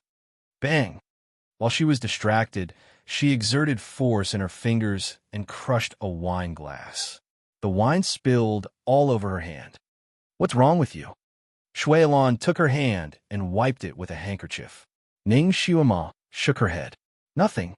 The air was filled with the aroma of wine. Ning Xiuma's heart floated. She vaguely remembered that when Shun Juli's thunderous fury appeared, there seemed to be a faint smell of wine on his body. It was the smell of that blazing spring. However, the situation was too tense and chaotic at that time, so she didn't notice it. Now, he suddenly remembered. After connecting the two situations, she understood the relationship between the two. Shinjili was hiding in that tree that day. With his martial arts, if he didn't want her to see it, she wouldn't have seen it no matter what. As it turned out, he didn't attack them the moment he arrived. She vaguely remembered those few days when she felt like she was being peeped at, but no matter how hard she tried, she couldn't find anyone. Now she finally understood that her intuition wasn't wrong. There was indeed someone watching her during those few days. Needless to say, that person was Shun Jili. He was always by her side during those few days. If he wanted to clean up the family, he would have done it long ago, right? Then why was he hiding in the dark? She remembered the expression on Shun Jiuli's face when he was stabbed by her, and the words he said before he left. Ning Xiuma, you still choose him in this life. Okay, I'll let you go. You're on your own. Her heartstrings seemed to have been plucked by someone, and her face turned pale. With a crack, the chopsticks in her hand broke into 2 pieces. Chapter 1380. Momo. Shui Lan held her hand. What's wrong with you? Ning Xiuma's hand trembled, and she quickly withdrew her hand. She was in such a hurry that she knocked over the wine pot on the table. The wine spilled all over the table and dripped down the table. The wine flowed too fast, and Ning Xiuma's reaction was a little slow. She couldn't avoid it, and the wine flowed all over her clothes. Shui Lan was speechless. He slowly withdrew his hand and paused for a moment. Then he took out a handkerchief and squatted down to wipe her clean. She was in such a mess today. She had never been so clueless in her life. She felt panicked and bitter, as if her period was coming. She wanted to cry and laugh at the same time. Her eyes were hot and her nose was sour. Ning Xiuma took a deep breath and suppressed the tumultuous emotions in her heart. She tapped her finger on her dress, and the soaked hem of her dress dried instantly. She even smiled freely. Why do I have to use such a stupid method when I have a spell? Shui Lan slowly withdrew his handkerchief and stood up. He smiled. You're right. I'm confused. He looked at the messy cups and plates on the table and called the waiter over. He asked him to remove the wine and dishes and replace them with fresh and steaming dishes. Momo, you must be too tired these 2 days. Eat something. You've lost weight recently. Shui Lan attentively served her food. Ning Xiuma didn't say anything else. She tried her best to calm herself down and return to normal. She ate a few of her favorite dishes. How is it? Shui Lan looked at her with a smile. It's not bad. Ning Xiuma forced a smile. In fact, she couldn't taste anything. She seemed to be very hungry and ate happily. In a short while, she finished a crystal pork shoulder, a plate of prawns, and a plate of soy sauce chicken. Shui Lan was speechless. She ate too much. He didn't say anything else and accompanied her to eat. But his heart slowly sank. She had suffered so much, but deep in her heart, she had not completely given up on Shanjuli, right? She was not behaving as she used to. In the end, Ning Xiuma, if you can hold on, I will marry you. Haven't you always wanted to marry me? Shui Emo, wake up. If you persist, I won't hold a grudge against you for trying to assassinate me. You can even become my disciple. Ning Xiuma, I'm only doing this to get rid of the devil in your body. Come here, I won't kill you. Come here, let me take a look at your injuries. Ning Xiuma, don't mess around. I'll explain everything to you slowly. Ning Xiuma woke up from her nightmare, drenched in sweat. She dreamed of being thrown into the copper cauldron and being cooked. These days, she appeared calm on the surface, as if she had already forgotten about that injury. It was only at night that the scene that made her soul tremble and wish she was dead would enter her dreams from time to time, becoming a nightmare that she could never wake up from. Every time she had such a dream, she would desperately order herself to wake up. Wake up! In the midst of extreme pain, she would desperately tell herself that it was a dream. Every time, she would struggle bitterly for a long time to get rid of that nightmare and wake up from the sea of bitterness. Then, she would hug herself in the dark night and keep her eyes open until dawn. She had always boasted that her nerves were as thick as a tree, able to withstand any wind and rain. But after coming to this world, she realized that she was also so fragile. She finally realized that she was also a girl. When she was in extreme pain, she also wanted to cry. Chapter 1381. Back then, Yi Qingwan drowned her and almost destroyed her soul.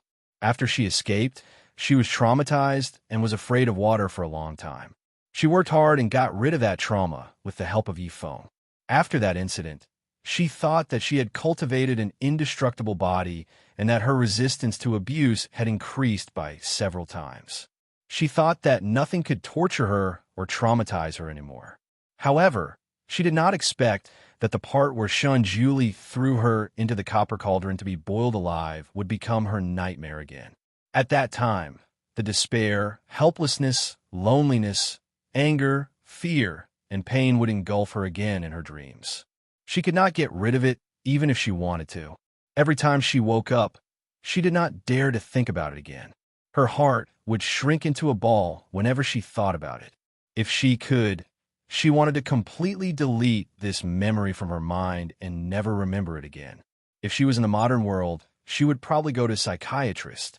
However, she could not do that in this era. She could only endure it by herself.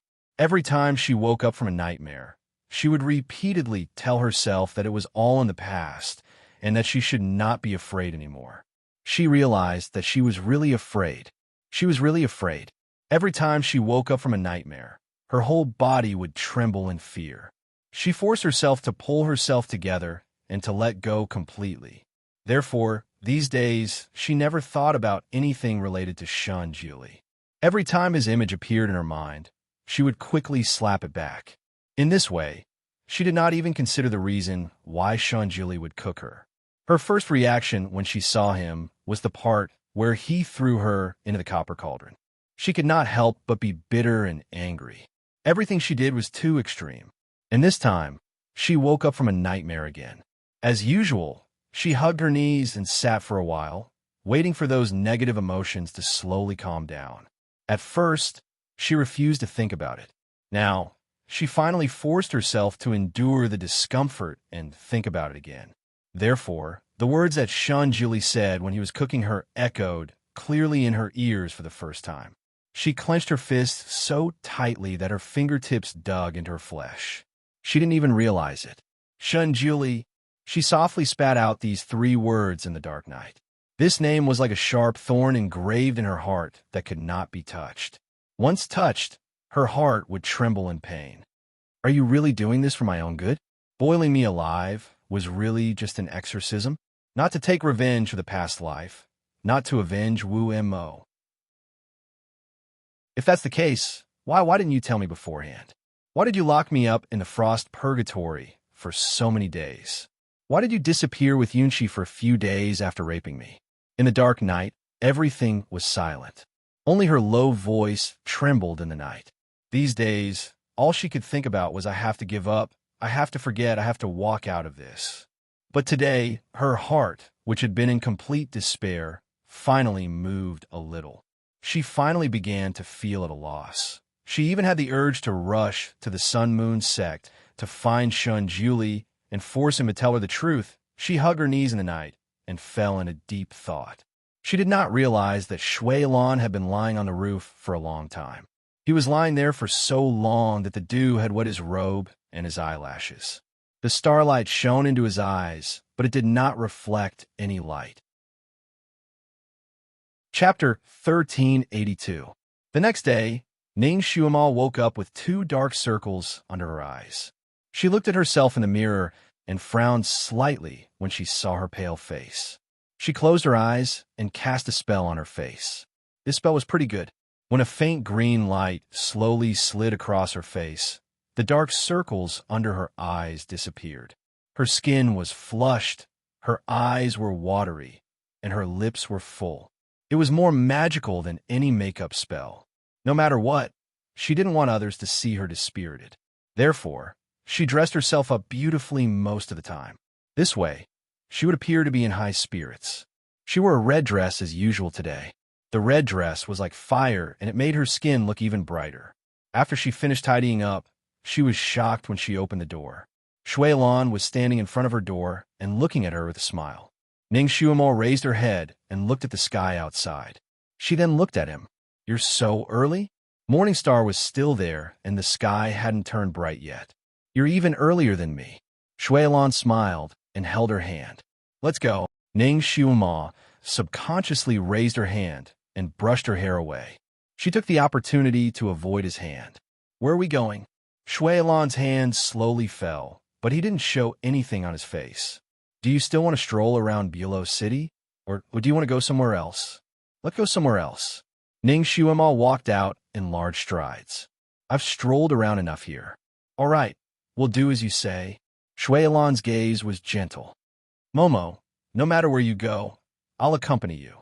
Happy face, Carrot the road was filled with clouds, and the future was boundless. Shuama, look, isn't the scenery here different from below? Shui Ilan and Ning Shuama stood side by side in the void. The heavenly wind blew on their robes and made them look like tidal waves. Ning Shuama glanced at her surroundings. There were bright stars all around, and they looked like diamonds. There was even a meteorite belt where she was standing. Meteorites of varying heights floated around them. They were like hills, giants, and monsters. This kind of scenery was very similar to looking at the scenery outside from a spaceship, and it was very different from looking at it from the mainland. In the past, when Shun Jili brought her around to cultivate, they often traveled through different spaces. However, her skills were too low at that time, so she had to be wrapped in a special enchantment before she could pass through these places. However, that special enchantment was milky white, so she couldn't see the scenery outside. She was extremely stifled inside and couldn't wait to pop her head out to see with him. However, Shun Jili had told her before that he wanted her to level up quickly. Once she reached level 8, he wouldn't need the wizardry barrier anymore. She had already reached Earth rank level 9 and was on her way to Heaven rank level 1. Unfortunately, Ning Shuama pursed her lips lightly and pushed the sudden memory back into the depths of her mind. She turned her head and saw Shui Ilan quietly looking at her. His eyes seemed to be surging with waves. Very beautiful. Ning Shuama finally spat out these 3 words. She smiled like a flower, making herself look more energetic as she continued to enjoy the scenery around her. Shui Ilan lifted his sleeve and gently hugged her slender waist. He tentatively lowered his head and kissed her forehead. Then I'll bring you out often in the future, okay? Momo, Shuama, when I first found this place, I fantasized that one day I would be able to stand side by side with you and watch the stars fall and the sun and moon change. Ning Shuama's body slightly stiffened. She was about to push him away, but Shui Ilan just kissed her and gently let her go. Chapter 1383. Ning Shuama's body stiffened slightly. She wanted to push him away, but Shui Ilan only kissed her and gently let her go. His eyes were still looking into hers. Momo, what do you think? Come here often in the future? Most likely. Okay. The 2 figures gradually went further and further away. Just as their figures disappeared into the distance, a white-robed figure appeared where they had been standing. The wind blew his clothes, making his figure look somewhat bleak. Shun Jili looked into the distance.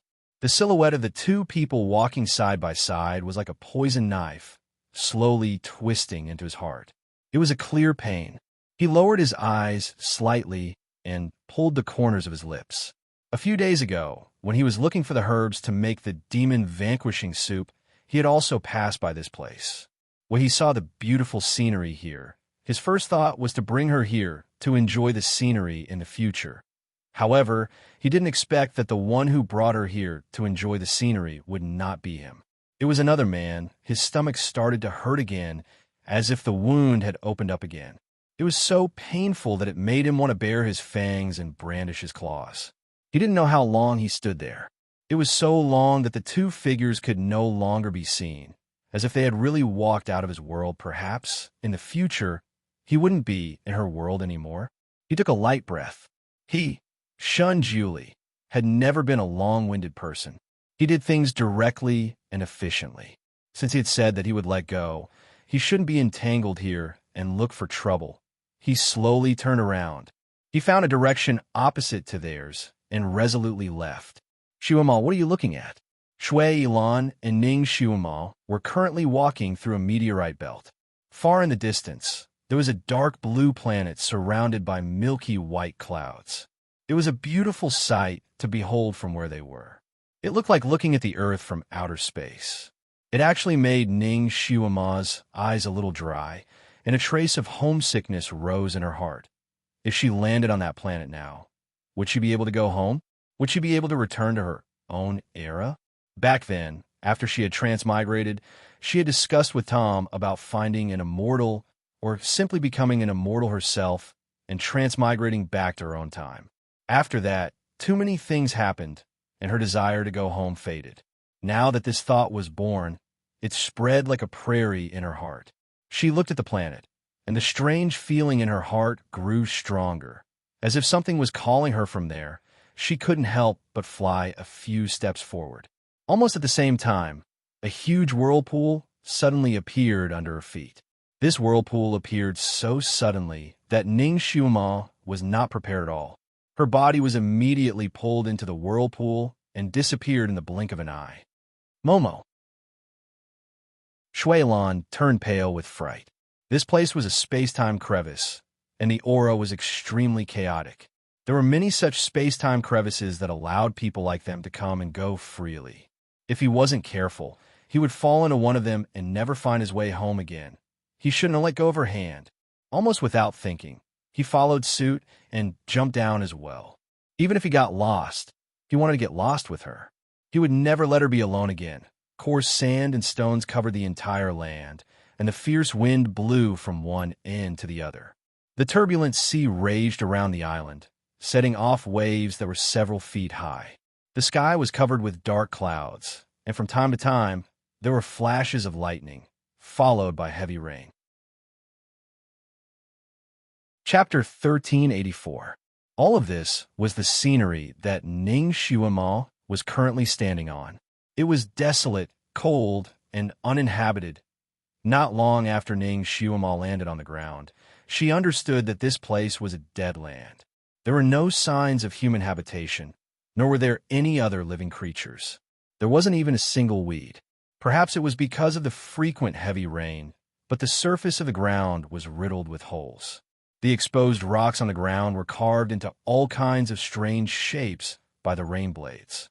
They stood there silently, looking like they had been through the vicissitudes of life. Ning Xiuma stood on a rock. The rain raged around her, but when it was about to fall on her, it bounced off as if it had hit a barrier. It was obvious that there was a rain-proof barrier around her. Ning Xiuma looked at the scene not far away and saw Shuilan emerging from the turbulent sea. Momo. Shuilan's figure rose and floated to her side. He sized her up from head to toe, and only after confirming that she was all right did he feel relieved. He looked around again and frowned slightly.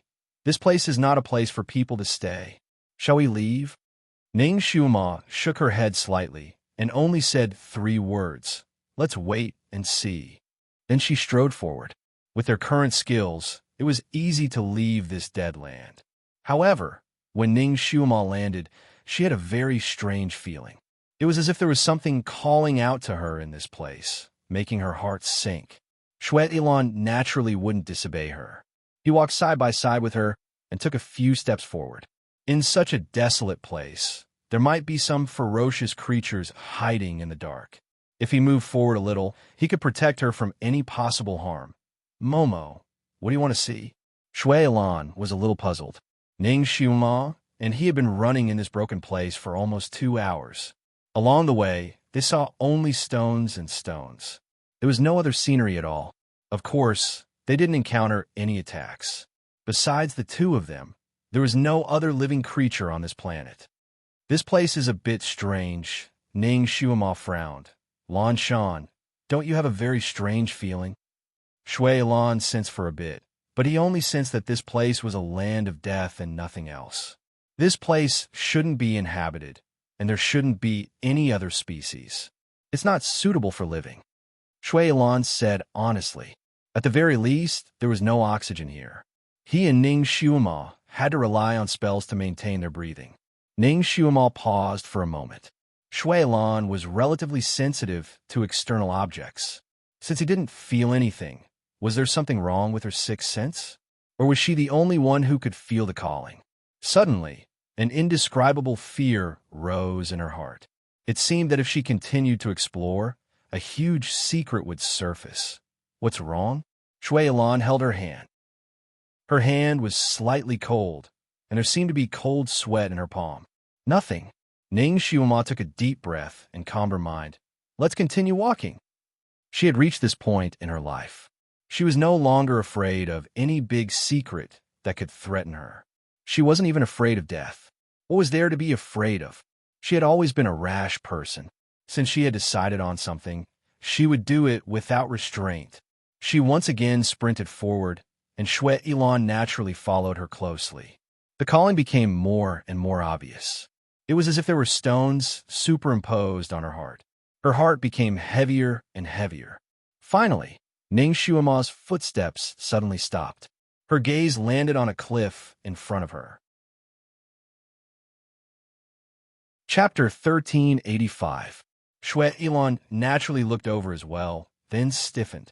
There was actually a coffin suspended in the air above the cliff in front of them. The coffin was black, dark and gloomy without any luster. Hanging there all alone, it gave off a feeling of desolation and vicissitudes. This was a land of death without any living creatures, nor were there any traces of human activity. How could there be such a coffin out of thin air? Who was inside the coffin? Ning Shuama's eyes were also fixed on the coffin. She was already very sure that the indescribable summoning was coming from inside the coffin, causing her heart to tighten. Her hands and feet were somewhat cold, and her legs were stiff. For a moment, she didn't have the courage to rush over. Shwe Ilan's eyes also fell on the coffin, and his pupils slightly shrank. Soul coffin. The dark coffin, which was made of an unknown material, was actually condensed using an ancient forbidden soul technique. A coffin condensed using this soul technique could ensure that the corpse inside wouldn't rot for 10,000 years. However, this soul technique also had a special characteristic. Although this kind of coffin could preserve the corpse, it could also place a curse on the owner of the corpse inside. The person inside had to endure 1,000 years of wind and rain, and their soul couldn't reincarnate. Even if they did, their fate would be extremely miserable. All kinds of bad luck generally didn't have a good ending. Shwe Ilan's fingers in his sleeves suddenly trembled slightly. In his impression, there weren't many people who knew this kind of curse technique. It was a secret technique of the demon realm that couldn't be passed on. Moreover, it could only be done by a third-level heaven realm expert. And in the demon realm, there were only 3 people who had reached this level in the past. Himself, Shwe Emo, and the demon ancestor. Shwe Ilan looked at Ning Shuama beside him, and a bad premonition suddenly arose in his heart. She was the reincarnation of Shwe Emo, and also had the fate of being a star of calamity, plagued by disasters. Could it be that inside this coffin was the corpse of Shwe Emo, whom he had been searching for all these years? In the end, who killed Shwe Emo and used this kind of curse technique to seal her here? Who would hate her so much? In the past, after he was sealed, when the end happened that caused Shwe Emo's tragic death, he stared at the coffin, unable to move for a moment. Thousands of thoughts flashed through his mind, and his hands and feet turned cold. He watched as Ning Shuama walked forward step by step, as if she was being summoned. He couldn't help but turn pale. He opened his mouth as if he wanted to say something, but no words came out. Perhaps this was the truth that he had painstakingly searched for. But now his beloved had finally returned to his side. He only wanted to make good use of the present. He didn't want to investigate the truth of the past anymore. If Ning Shuama knew the truth of what happened that year, she was afraid that Shwe Ilan didn't dare to think about it anymore. That's it. It was summoning him. Ning Shuama made up her mind and pulled Shwe Ilan's arm. Lan Shan, let's go up and take a look. She turned her head and saw that Shwe Ilan's face was unusually pale. His eyes were also staring at the coffin. He seemed to be sad, happy, fearful, and expectant. His white, jade-like forehead was dripping with sweat, and his expression was unprecedentedly strange. You, what's wrong? Ning Shuama was astonished. Shwe Ilan's arm stiffened, and the expression in his eyes changed intensely. Finally, he focused on Ning Shuama's face. Momo, do you want to change your fate of being a star of calamity? Ning Shuama nodded. Yes. Shwe Ilan slightly closed his eyes. Good. Then let's go take a look. Chapter 1386. Shwe Ilan closed his eyes and said, All right, let's go take a look. He seemed to have made up his mind. Without any hesitation, he pulled Ning Shuama and flew towards the coffin. The place where the coffin was hung was neither the sky nor the ground. It was right in the middle of a tall mountain peak on a small platform that protruded out. The coffin occupied the entire platform, and there was no place to stand. Birds would find it difficult to fly over, and monkeys would find it difficult to climb over. Fortunately, the two of them could stand even if they were suspended in the air, so it wasn't a problem for them to climb up. Ning Xiumo floated next to the coffin and looked down at it. She felt a little conflicted. There were complicated starry patterns on the coffin lid, and a faint red light flowed through the patterns. It was mysterious and ancient. This coffin wasn't an ordinary coffin. It seemed like something was sealed inside. Could it be that another monster like Shui Ilan was sealed inside? Back then, she had opened Shui Ilan's crystal coffin in a fit of excitement. In the end, it was like opening Pandora's box. Countless troubles came pouring out. What about this coffin? She looked at it carefully. The entire coffin seemed to be overflowing with sadness. When Ning Xiumo got close to it, she felt extremely depressed. The coffin wasn't transparent, so the two of them couldn't see what was inside. Shui Ilan touched the coffin lid, and his face became even paler. His fingers tightened. He wanted to open the coffin lid, but he didn't have the courage to do so. Ning Xiumo hesitated for a moment. Subconsciously, she felt that she should open the coffin. Finally, she put her hand on the coffin lid, wanting to see the patterns first. Shui Ilan opened his mouth and raised his hand as if to stop her. However, he couldn't raise his hand and put it down. Maybe it was fate. Maybe it was God who arranged for her to come here. Maybe it was to let her regain her true self. Just as Ning Xiumo's hand was placed on top of the coffin lid, the incomparably heavy and mysterious coffin lid started to ripple under her hand. The red light from the decorative pattern also revolved around her hand at high speed. My head hurts. He had a splitting headache. Countless things crazily swarmed in her body through her arm. Her face turned pale, and she subconsciously wanted to withdraw her hand. However, her fingers seemed to be glued to it, and she couldn't lift them no matter how hard she tried. She felt dizzy as countless memory fragments spun madly in her mind. Scenes of the past, scenes of memories played in her mind like a movie. She finally saw Shui Emo again, but this time, she was no longer a spectator, but a true character. It was only at this moment that she suddenly realized that she had once dreamed about Shui Emo. The bitter, spicy, sour, sweet, and salty experiences of Shui Emo swirled in her heart. As if she had personally experienced them, scenes flashed through his mind.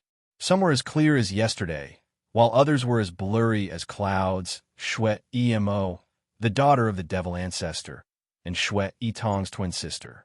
Because only one person could inherit the devil ancestor, the devil ancestor made the two girls kill each other. In the end, Shui Emo won and became the successor of the devil ancestor. It wasn't until the moment she became the devil ancestor's successor that she finally knew one of the devil ancestor's secrets. The devil ancestor's inheritance was very special. When the devil ancestor's successor cultivated to a certain level, the devil ancestor would give half of his devil chi to her. At that time, the successor could find a man to marry. Chapter 1387. Because of the special devil chi in her body, the man who married her would consume his telekinesis during intercourse with her again and again, and she would absorb it. The man would become weaker and weaker, while she would become stronger and stronger, and her skills would also become higher and higher. As the husband of the devil ancestor successor, he had to have the awareness of being a male praying mantis. After the devil ancestor's successor became pregnant, the successor's temperament would change greatly. She would completely tear her man apart and swallow him into her belly. Only in this way could she give birth to the next generation of twins and pass down the devil ancestor's legacy. The old devil ancestor would pass down the last half of his power after the birth of the next generation successor, and then disappear between heaven and earth. According to the convention of the devil world, after Shui Emo became the successor, the devil ancestor would choose the strongest man in both the devil world in the devil world to be her husband. Shui Emo was unwilling to accept this fate of being manipulated, but she was powerless to change it. Fortunately, the devil world's talents had withered in those years, and the devil ancestor hadn't chosen a husband for her, which allowed her to breathe a little. Later, she met Shuilan. She knew that Shuilan liked her, but she didn't dare to like him. Shuilan was the only person she could rely on and trust in this icy devil palace. She didn't want him to become her husband and become a sacrifice. Therefore, every time Shuilan expressed his feelings to her openly or secretly, she would casually reject him. She only wanted him to be her friend later. In order to save her, Shuilan was seriously injured by Shun Julie Zither, and his life was hanging by a thread. The devil ancestor told her that in order to save Shuilan, she had to obtain the heart blood of a god as a primer within a year. Shui Emo had no other choice.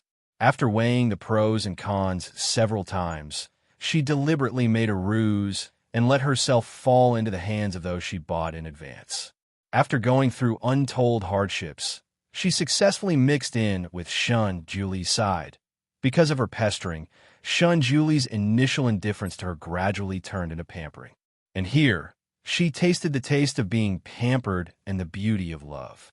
She also lived like a real girl. She knew how to cry, laugh, act spoiled, and be unreasonable.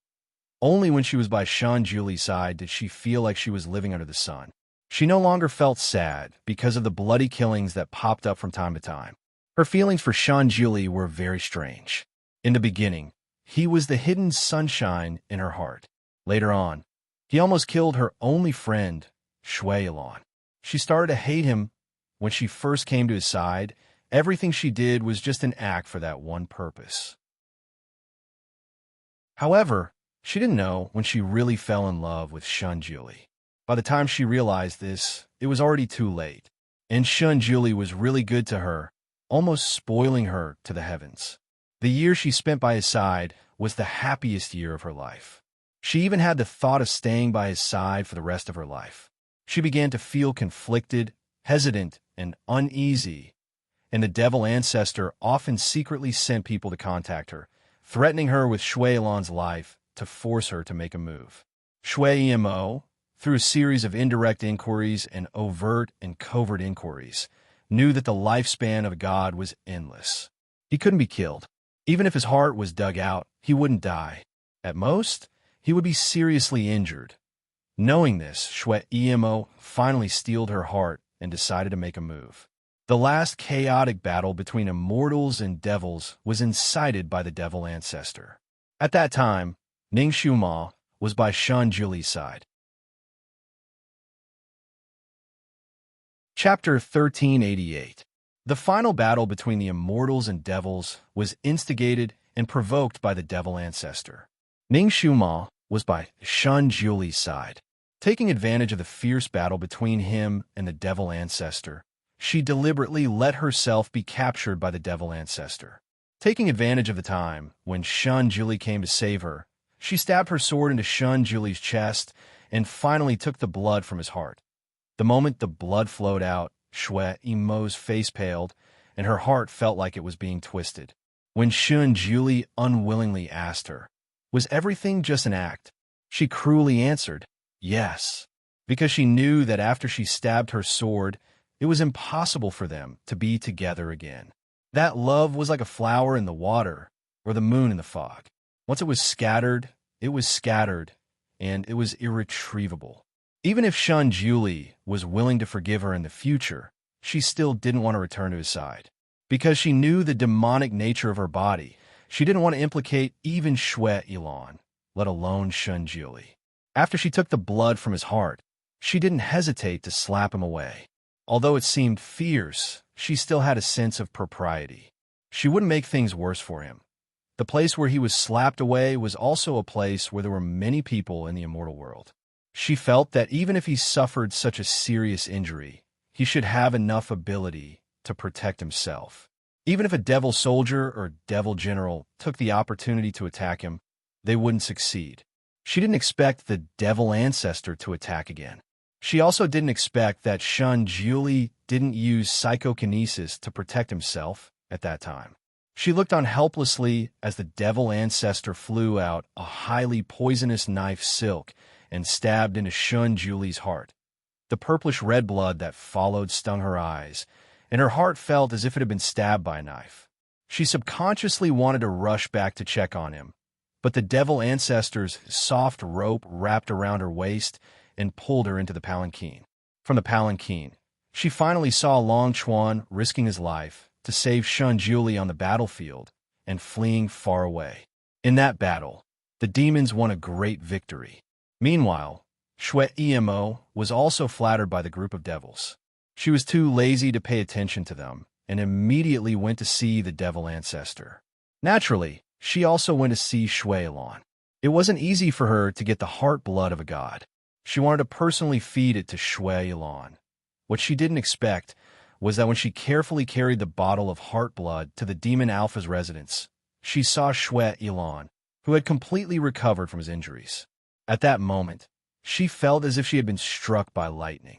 She stood there and watched as Shui Lan walked towards her with a smile, unable to react. The blood bottle in her hand was easily taken away by the demon ancestor.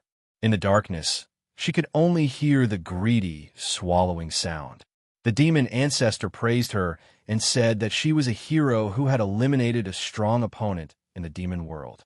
His voice was full of pride. He then told her with a smile that Shui Lan had already woken up half a year ago. It was just that his injuries hadn't healed yet, and he had been quietly recuperating in the demon palace. In the end, the demon ancestor didn't forget to show off to Shui. Emo, look at how good this lord is to you. In order to save this subordinate of yours, this lord spent a lot of effort. This bottle of blood is your compensation to this lord. Now, this lord has given you a lively and healthy him. Are you satisfied? Shui Emo finally understood that all of this was just a trap set up by the demon ancestor. A trap for her to assassinate Shun Jiuli. At this time, Shui Emo could only grit her teeth and swallow her pride. She woodenly said that she was satisfied and slowly walked out, leaving Shui Lan hanging there. She knew that it was impossible for her and Shun Jiuli to be together. She knew that in the battle between the immortal Dao and the demon Dao, for the sake of victory and defeat, both sides would use tricks. Chapter 1389. She knew that she should completely let go of Shun Jiuli. From now on, he would walk his own path, and she would walk her own path. Her future path was to be a cold-blooded and emotionless devil ancestor. She would copy the path of the previous devil ancestor and reproduce from generation to generation. She knew all of this, but when she truly let go, she would no longer be able to see him when she opened her eyes every day. She would no longer be able to jump around beside him. She would no longer be able to eat the fish he roasted, the food he cooked, the tea he brewed. She would no longer be able to hear him call her Momo. Only then did she know that the pain of yearning was unbearable. She fell seriously ill. Every day, when she closed her eyes, she would see his eyes that seemed to be able to see through everything, but also seemed to be deathly still. Shui Lan came here almost every day to watch over her, but she didn't want to pay attention to him. Every time she saw Shui Lan, she would think of the stupid things she had done. Her heart would hurt even more, and she would feel even more sad. While she was sick, she also heard that the devil world had taken the opportunity to attack the immortal world several times. Every time, they won a great victory. The immortal world's vitality was greatly damaged, while the devil world's morale was high. Then, she inadvertently heard from a devil general that Shun Jiuli had died. At that moment, she felt as if she had been struck by lightning. Naturally, she didn't believe it. She thought that at most, he would fall seriously ill, and his power would decrease a bit. He was a god. How could he die from a stab to the heart? However, the devil ancestor had appeared at some point and earnestly told her that her constitution was the best weapon to kill a god. After Shun Jiuli joined with her, although the devil chi in her body wouldn't weaken him to the point of death, It would make his god body undergo a huge change. Within a year, his body would be in a half-human, half-god state, and his power would also decrease greatly. After a year, he would be able to slowly cultivate and adjust back. Within 3 years, he would regain his god body, and he would still be invincible in the world, although his power wasn't weak in his half-human, half-god state. His body was still afraid of being injured. If his heart was stabbed, he would still die. What's more, the sword that Shui Emo used to kill him was specially made.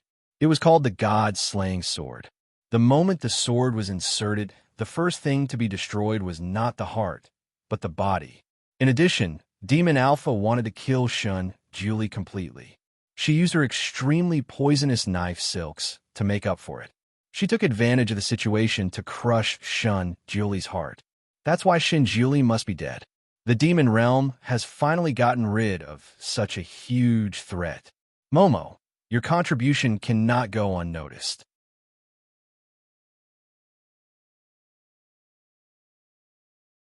Chapter 1390. She didn't give up and went to the illusory castle. That place was also cold and cheerless. She didn't see a single person, and there were still remnants of his aura in the air. Shui Emo sat blankly on the cloud bed for a moment. Her heart was uncomfortably empty, as if she had stepped on the edge of a cliff. Only her heart was left to fall into hell. Longing was like weeds. Once it grew, it would spread and become a disaster. She began to use all kinds of connections, openly and secretly inquiring about Shun Julie's whereabouts, but no one knew.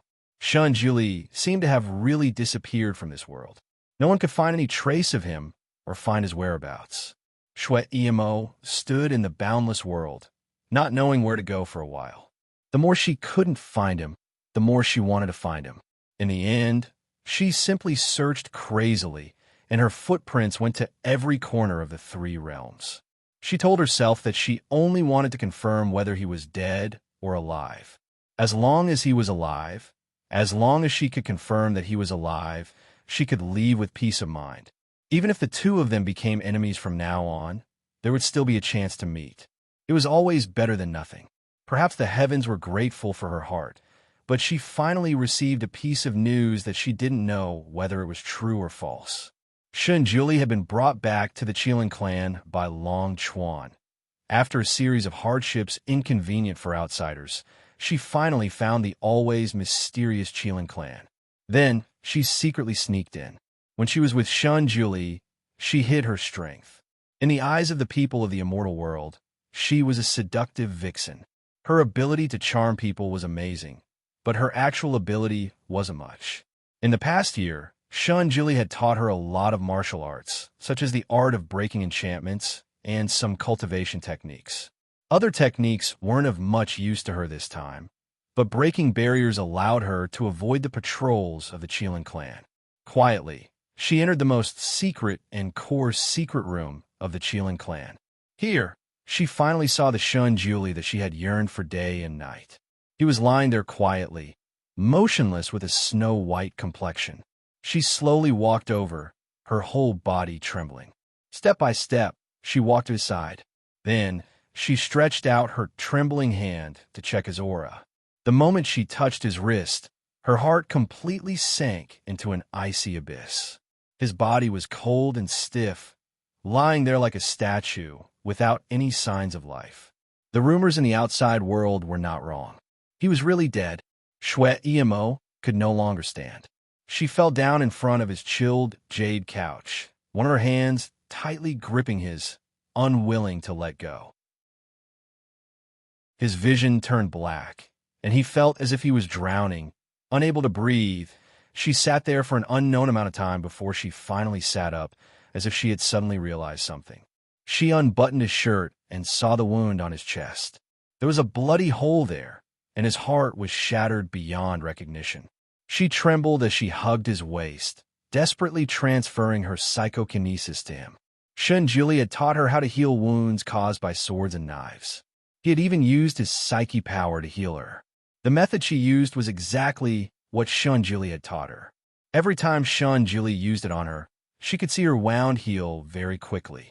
After she learned it, She had once looked for an opportunity to test it on Julie. Seeing the small wound she had bitten on his finger heel at a speed visible to the naked eye, it showed that she had already mastered this technique. Chapter 1391. But when she used it on Julie, it didn't have any effect. She channeled her psychokinesis until she was dizzy. The bloody hole was still a bloody hole, shining brightly and stinging her eyes. She didn't know how long she tossed around beside him. In the end, she simply hugged his hand, trying to use her body temperature to warm him up. She tossed around until Long Chuan, who was guarding Julie's corpse, returned. She didn't want to face Long Chuan anymore, so she promptly turned invisible and left. She began to inquire about various methods of reviving people in the three realms. Finally, she heard that the moonlight flute, which was produced by the Immortal Kingdom, was made from moonlight iron. Once it was blown, it could gather souls and bring people back to life. Thus, she went to the Immortal Kingdom and searched for moonlight iron on the mountain for more than a month without rest. Finally, she found a piece of moonlight iron that could be used to make a moonlight flute. She handed it to the blacksmith there, asking him to forge it for her. Making a moonlight flute was very time-consuming. She made an appointment with the blacksmith and left. Then, she returned to the Immortal Demon Continent to see if there were any other methods. As long as there was a glimmer of hope, she wouldn't give up. She just didn't expect that there would be an even bigger accident waiting for her. She had just returned to the Immortal Kingdom when she met Shui Yilan. For more than a month, she had been running around incognito. Even the people of the demon world couldn't find a trace of her. Only Shui Yilan, who was the only one who understood and knew her, was familiar with her aura and was familiar with her way of hiding. So he found her. After not seeing each other for only a few months, Shui Yilan had also lost a lot of weight. In the wilderness, he stood there, wearing a big red robe, looking at her. "Momo, you've lost weight." Shui Yilan's feelings were very complicated. Subconsciously, she still didn't want to see Shui Yilan again, because when she saw him, she would think of the sword she stabbed Julie with. She faintly nodded to him and prepared to leave. Shui Yilan spoke from behind her. "Momo, he's already dead. Can you forget him? Let's start over, okay?" Shui Yilan didn't pay attention to him, and didn't even stop her footsteps. There were some things that couldn't be forgotten or let go just like that. He's a god, not a human. If he's dead, he's dead. He can't be revived with the moonlight flute. "You're just wasting your efforts," Shui Yilan said. Shui Yilan turned around to look at him, her face slowly turning pale. "You know that I made the moonlight flute? Did you do something behind my back again?" Shui Yilan looked at her with a hint of hurt in his eyes. "Momo, do you not trust me that much? If I wanted to play tricks on the moonlight flute, I wouldn't tell you now." Shui Yilan let out a sigh of relief. Shui Yilan smiled bleakly. "Momo, don't tell me you don't even trust me now? No matter what, I won't harm you." Shui Yilan pursed her lips. "No, I trust you." In this world, the only person she trusted was him. "Momo, let's find a place to sit down. I want to talk to you." Shui Yilan's eyebrows relaxed. He walked over and held her hand as usual. "Maybe I can help you a little." Shui Yilan took a step back to avoid him. When she heard his last sentence, her eyes lit up. "You have a way?" Shui Yilan slowly let go of his empty hand and sighed. "Maybe. Let's find a place to rest first. I'll tell you in detail."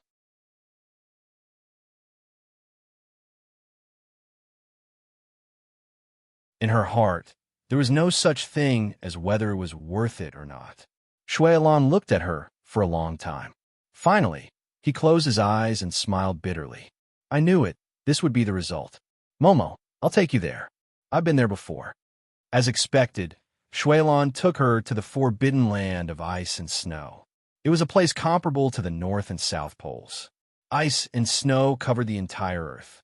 Ice towers and icebergs could be seen everywhere. The cold here wasn't in the ordinary sense. Every wind that blew here seemed to drill into a person's bones, freezing them from the depths of their marrow to the outside. Even if she used psychokinesis, it wouldn't help. She could only rely on her origin flame to warm herself. Not only was it cold, but there were also all kinds of vicious beasts. Shui Emo's whole body was frozen stiff. Chapter 1393. Shui Emo's whole body was frozen stiff. She and Shui Yilan worked together to kill all kinds of monsters that attacked her. After untold hardships, they finally found the dancing tree. Under the dancing tree, there was a huge swan and eye wandering around. This mythological beast was like a trap. Only by killing this mythological beast could they see the ginseng fruit on the dancing tree. Shui Emo didn't hesitate to fight with the swan and eye. Shui Yilan naturally joined in, but halfway through the fight, he suddenly fell into a crack in the ground and disappeared in the blink of an eye. Shui Emo wanted to pull him back, but she couldn't. She could only watch him disappear into the crack. Fortunately, she knew that Shui Yilan wouldn't die. With his martial arts, even if he was buried alive, he could come out again. So she couldn't save him in time because the swan and eye was still fighting her. Once provoked, the swan and eye would fight with all its might, unless she gave up on the ginseng fruit and escaped. But once she escaped, all her previous efforts would be wasted. At this time, Shui Emo could only fight with all her might against the ancient mythological beast alone. It was the most difficult battle in history. Shui Emo's whole body was covered in wounds.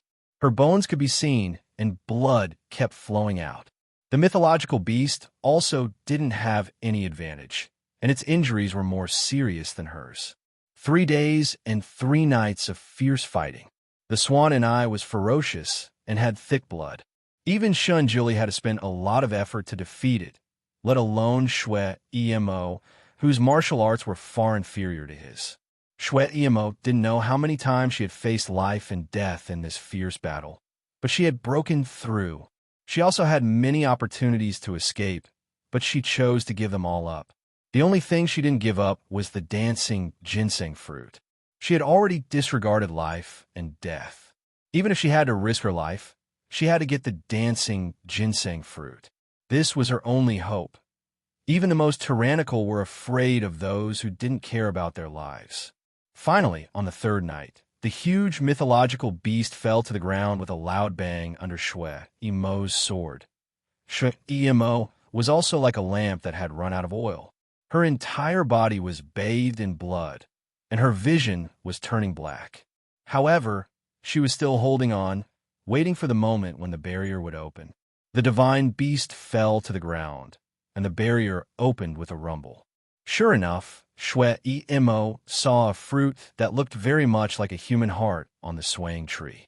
It was bright red, as if it had already ripened. Shui Emo was so excited that her whole body was almost trembling. She flew over to pick the fruit. The unforeseen event happened in that instant.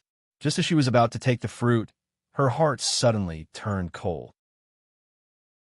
The tip of a silver-white sword protruded from her chest, reflecting a cold light under the moonlight.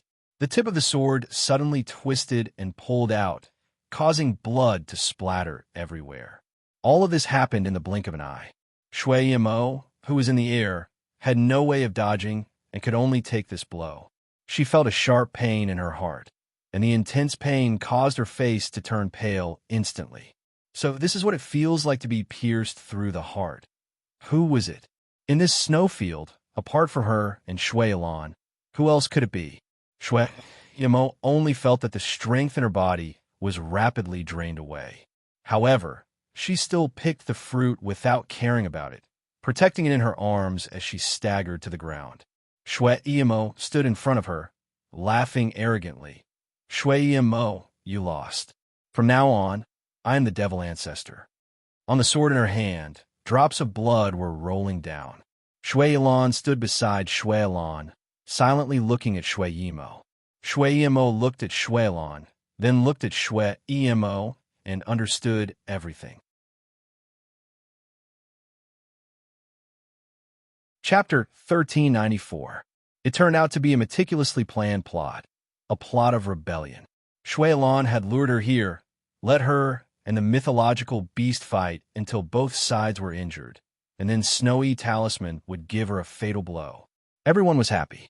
So this was what it felt like to be betrayed, to be stabbed in the heart by someone you trusted. At that moment, she suddenly remembered the look in Shun Julie's eyes when he looked at her. At that time, was he also so desperate? Was he also so disheartened? She stood there with a pale face, leaning on her sword. She looked at Shueilon, and then at Snowy Talisman. How did you come back to life? Snowy Talisman was very proud. She pulled Shueilon's sleeve, leaned her head on his chest, and asked, "What do you think?" Snowy Mo's gaze slowly turned to Shueilon. Shueilon's face was pale. He pursed his thin lips and smiled. "Momo, you let me down first. Snowy Talisman originally didn't die. She had been bitterly tortured in the blood purgatory under the devil ancestor's control. I accidentally found her and rescued her. Momo, she is more suitable than you to be the devil ancestor successor. The devil ancestor also said that she is more suitable than you." He stared straight into Snowy Mo's eyes, a trace of madness in his eyes. "Momo, do you hate me?" Snowy Mo's chest was bleeding. Her heart was in pain. It was very painful. However, it was only an organ pain, not a heartache. She was only disappointed at being betrayed by her most trusted friend. Shueilon had imagined countless reactions from Snowy Mo, such as laughing at the sky, dying together with him, or going hysterical, but Snowy Mo only calmly looked at him. Her eyes were first filled with surprise and disbelief, then disappointment and anger, until finally there was only darkness left. In the end, she didn't say anything and slowly fell down. Blood flowed down her red dress to the ground. It dyed the ice field under her body red, like a red plum blossom blooming in the snow.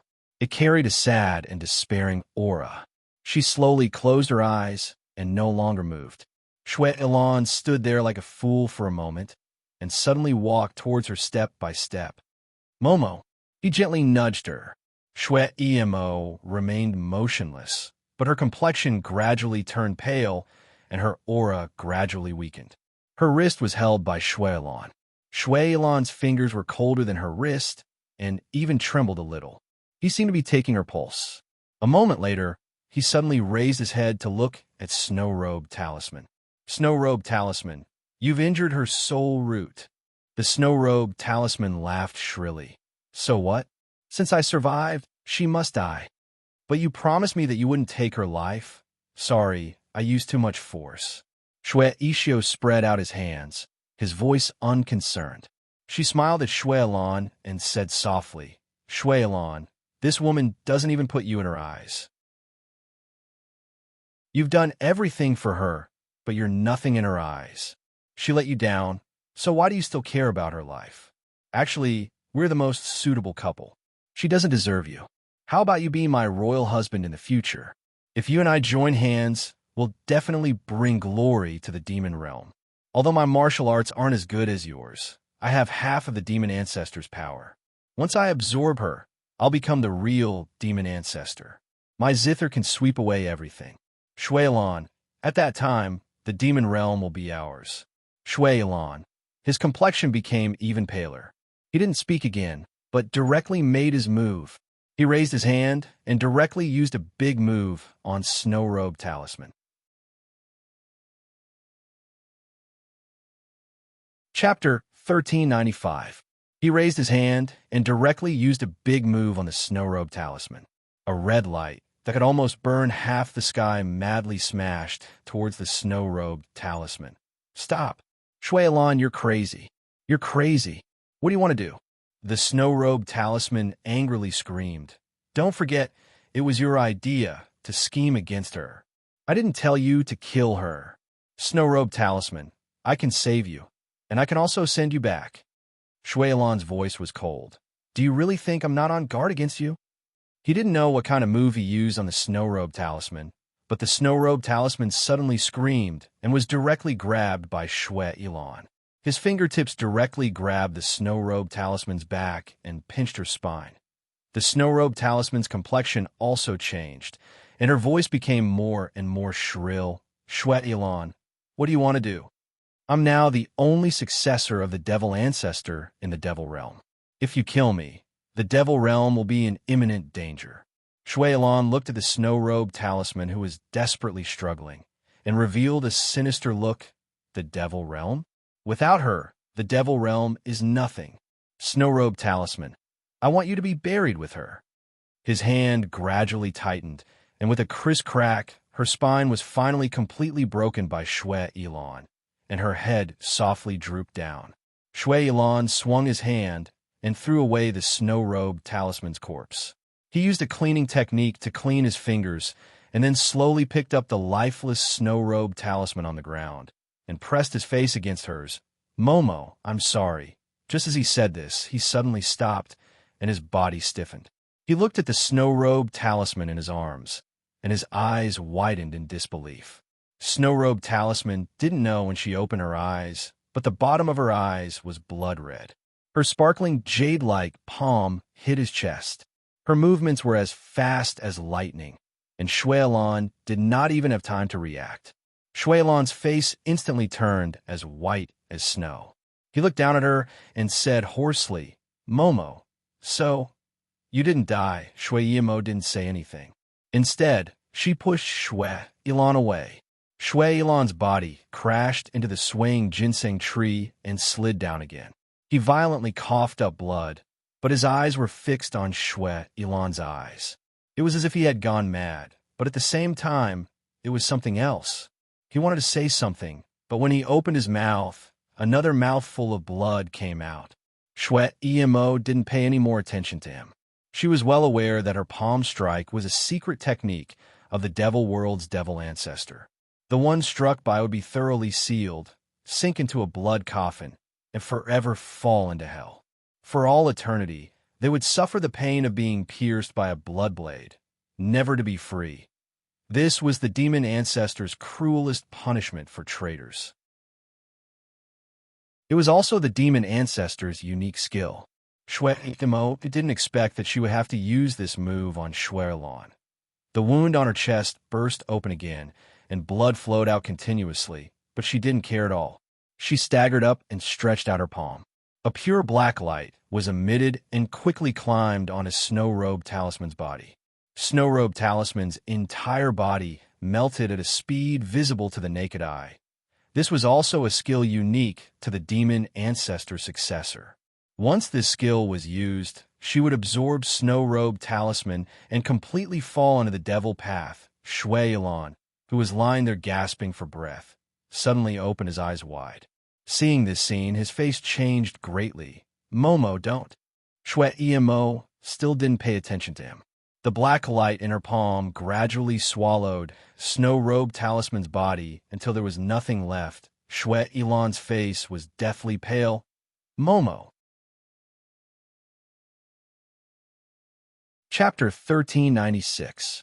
Shui Yimo slowly turned around. After absorbing the Shui talisman, the wound on her chest healed at a speed visible to the naked eye.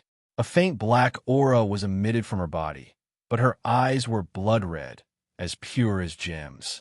She calmly looked at Shui Ilan, her fingers slightly bent. A tremor came from under Shui Ilan's body.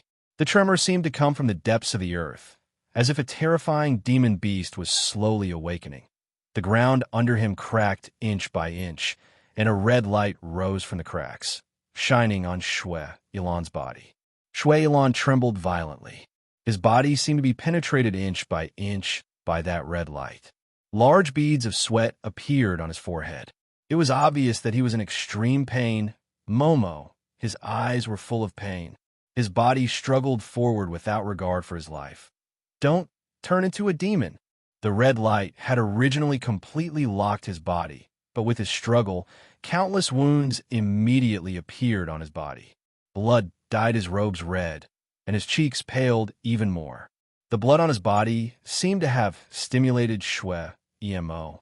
Her fingers slightly paused, and she turned to look at Shui Ilan. Momo, you don't want to turn into a demon. Don't let the demon energy control you. Shui Ilan's voice trembled slightly. Shui Yimo's body stiffened again. Her fingers slowly opened, and a half-formed spell was cut off. The ground under Shui Ilan's body finally stopped shaking. The red light binding him also showed signs of dissipating. Momo, Shui Yilan's eyes brightened.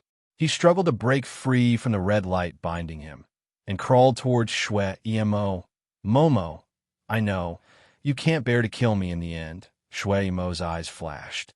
With a wave of her sleeve, a crystal coffin appeared under Shui Yilan, wrapping him inside. Momo! Shui Yilan's face was as pale as death. He struggled to get up. You can't do this to me. Shui Emo slightly lowered her eyes. When she opened them again, the red light in her eyes had already dissipated, leaving only a silent black. Shui Yilan. Her voice was slightly hoarse, but there was no emotion. Forget me. She flicked her fingers, and pure black energy shot out from her fingertips, shooting into Shui Yilan's body. Shui Yilan's body stiffened. His eyes widened, and he watched as the huge crystal coffin's lid, sealing him alive inside the crystal coffin. Momo, you're so ruthless. These are the last words Shui Yilan spoke before he was sealed. He closed his eyes. He was completely engulfed by the darkness. When the black light dissipated, Shui Emo looked at the remaining black light in her hand, and her eyes flashed with disgust. What she hated the most was the Devil Ancestor's absorption technique. When she first learned it, she resisted and never used it. She didn't expect that in the end, she would use this method to absorb the snow-robed talisman. The twins were originally like one body, each occupying half of the devil chi. Now, the snow-robed talisman didn't eat her, but was instead eaten by her. The two kinds of devil chi merged, and Shui Emo's strength increased more than twofold. She also became a real devil body and could no longer turn back. Her gaze fell on the crystal coffin. Inside the coffin, Shui Yilan had already fallen into a deep sleep. His palms were still pressed against the coffin lid unwillingly, as if he would push the lid open at any moment. Shui Yilan, you and I are even, she whispered and waved her fingers. Several blood-red crystal chains penetrated the coffin lid, pulling it down to the ground.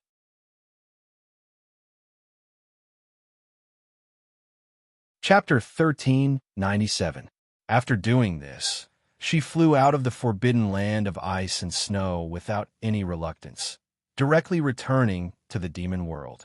The previous demon ancestor, because of the joint attack of Shui Yilan and Shui Yitong, had been seriously injured and was hiding in a dark corner to cultivate.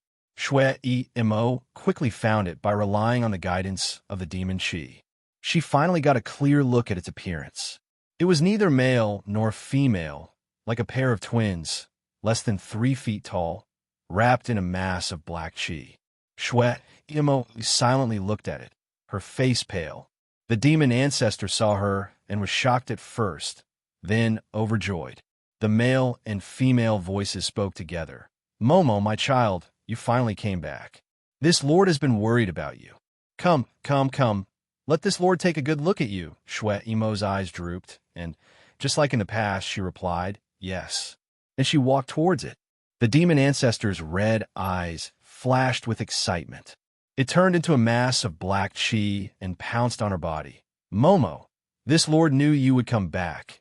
Its palms flashed with knife-sharp nails on her back, as if it wanted to do something. But the moment it pounced on her body, it knew it had made a big mistake. It was horrified to find that its body began to slowly melt the moment it pounced on Shui Emo. It originally wanted to take the opportunity to absorb some demon chi from Shui Emo to recover its strength, but it didn't expect that it would be absorbed by her. Only now did it realize that the twin demon chi in Shui Emo's body had already fused. Once the twin demon chi fused, it would become incomparably powerful. It would no longer be able to control her. It looked on helplessly as its body melted inch by inch on her body. Disappearing little by little, it struggled with all its might, but it couldn't break free. Shui Emo, you actually already killed Shui Yitong? Ha, good, good. Those two joined forces to plot against me. This lord thought they would succeed, but I didn't expect you to win. Momo, you're always able to exceed my expectations. However, you can't consume me right now.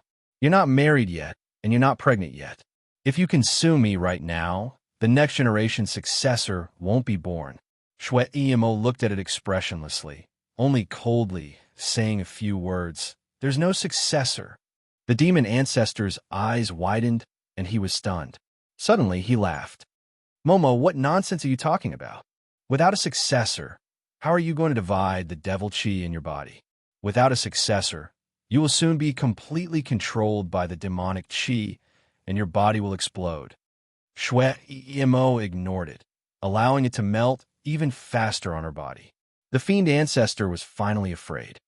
Momo, you can't do this. I'm your mother. Mother? Shui Emo raised her eyebrows and suddenly laughed. Her laughter was clear and melodious, but full of sarcasm. Do you think of me as your child? What kind of mother would scheme against her child? This seat is forcing you to become a talent. Momo, you're good at everything. You're smart enough, and your innate ability is also high. Your only flaw is that you're too soft-hearted. You can't become a real demon. The demon ancestor endured the pain of being melted bit by bit to explain himself. He only begged her to let him go. It did not want to disappear just like that. It had gone through a lot of trouble to get the blood of God. It had gone through a lot of trouble to find a way to live forever, to be the demon ancestor forever. Yes, my flaw is that I'm too soft-hearted. That's why your schemes have succeeded time and time again, harming others and yourself. Chapter 1398. Shui Emo chuckled and stared at it. Let me ask you, did you deliberately injure Shui Lan? Shinjuli didn't injure him that badly? Devil ancestor. Momo, speak. I want to hear the truth. Otherwise, you won't have a chance to speak. Shui Emo circulated her power, making the devil ancestor melt faster in her body. This kind of absorption clearly caused the devil ancestor extreme pain. It howled, stop, stop. This king will tell you the truth. Speak. At that time, Shinjuli did injure Shui Lan, but it wasn't this serious. This king injured him a bit more, but this king had a sense of propriety. At that time, he was the most important person in your heart. I couldn't let him die. Momo, this king didn't really want to hurt you. Before you got the god's blood, this king resurrected him for you. I've always been good to him, and even promised to marry you to him. I didn't expect him to be so cruel and unscrupulous. He actually cooperated with Shui Emo to plot against this king, and even plotted against you. Fortunately, Shuama, you were smart enough. Shui Emo's face became even paler. She knew it. With Shinjuli's character and martial arts, if he wanted to kill someone, he wouldn't need to make them look like they were bitten by a dog. Killing with one palm was more like his style. She hated herself for believing it at that time. You resurrected him because you thought he was more suitable to be the father of the next generation's heir. Momo, didn't you always like him and trust him? I'm just fulfilling your wish. Shui Emo didn't speak again. She closed her eyes slightly and circulated her power again, melting the devil ancestor bit by bit as it screamed and cursed. Shui Emo, you will regret it. You will be a sinner of the demon world. After you, the devil ancestor will disappear. Also, you will soon become like this king. These were the devil ancestor's last words. The devil ancestor disappeared. Shui Emo stood there in a daze for a moment, then slightly closed her eyes. The snow-robe talisman's sword had pierced her vitals. At that time, she had already died. The reason why she had been able to hold on until now was because she had used the forbidden technique to absorb the snow-robe talisman. She had just obtained the whirling ginseng fruit and had yet to see Shinjuli resurrect. She was unwilling to die just like that. Therefore, she had to live. This was the only thing that kept her alive. The once insufferably arrogant demon ancestor only left behind a black ring on the ground. Shui Emo lowered her eyes and looked at the ring. She knew that this was a devil ring, and it had great functions. It was the inheritance of the devil ancestor. She slowly picked it up. Wisps of black gas twined around the ring in her palm, as if it wanted to automatically put on her finger. I won't become like you. Absolutely not. Shui Emo gripped the ring in her hand, and a blood-curdling screech came from her palm. A moment later, She opened her palm, and the ring turned into a pile of powder, no longer able to form. Her eyes were dark and gloomy, without a trace of light. The demon ancestor was killed by her, the snow-robe talisman was absorbed by her, and Shui Ilan was sealed by her, and she had finally turned into a devil. She had finally reached the last step of her destiny. She raised her head and laughed, but there were tears in her laughter. She didn't know if she was laughing at her own stupidity or at her destiny that she couldn't escape no matter what. Now, there was only one thing left for her to do. Her figure rose and flew towards the Chilean Holy Land.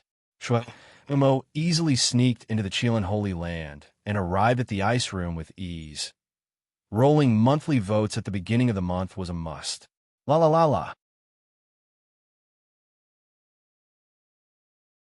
Chapter 1399. Shun Juli was still lying there quietly. His face was pale and his eyes were closed. It was as if he had fallen asleep. Although she was prepared, seeing him like this, Shui Imo's body still swayed, her face pale. She grabbed his hand, which was frighteningly cold. She took out the whirling ginseng fruit from her storage space. Just as she was about to place it on his chest, she suddenly heard a noise outside the door. Startled, Shui Imo put the fruit back into the storage space and hid herself by the wall. Two people came in from outside, one elegant and dignified, the other white-haired, hale and hardy. It was Long Chuan and an unknown old man. The two first checked Shun Juli's injuries. Long Chuan held his breath and looked at the old man, as if he was looking at a savior. How is it? The old man slowly circled Shun Juli twice, looking here and there.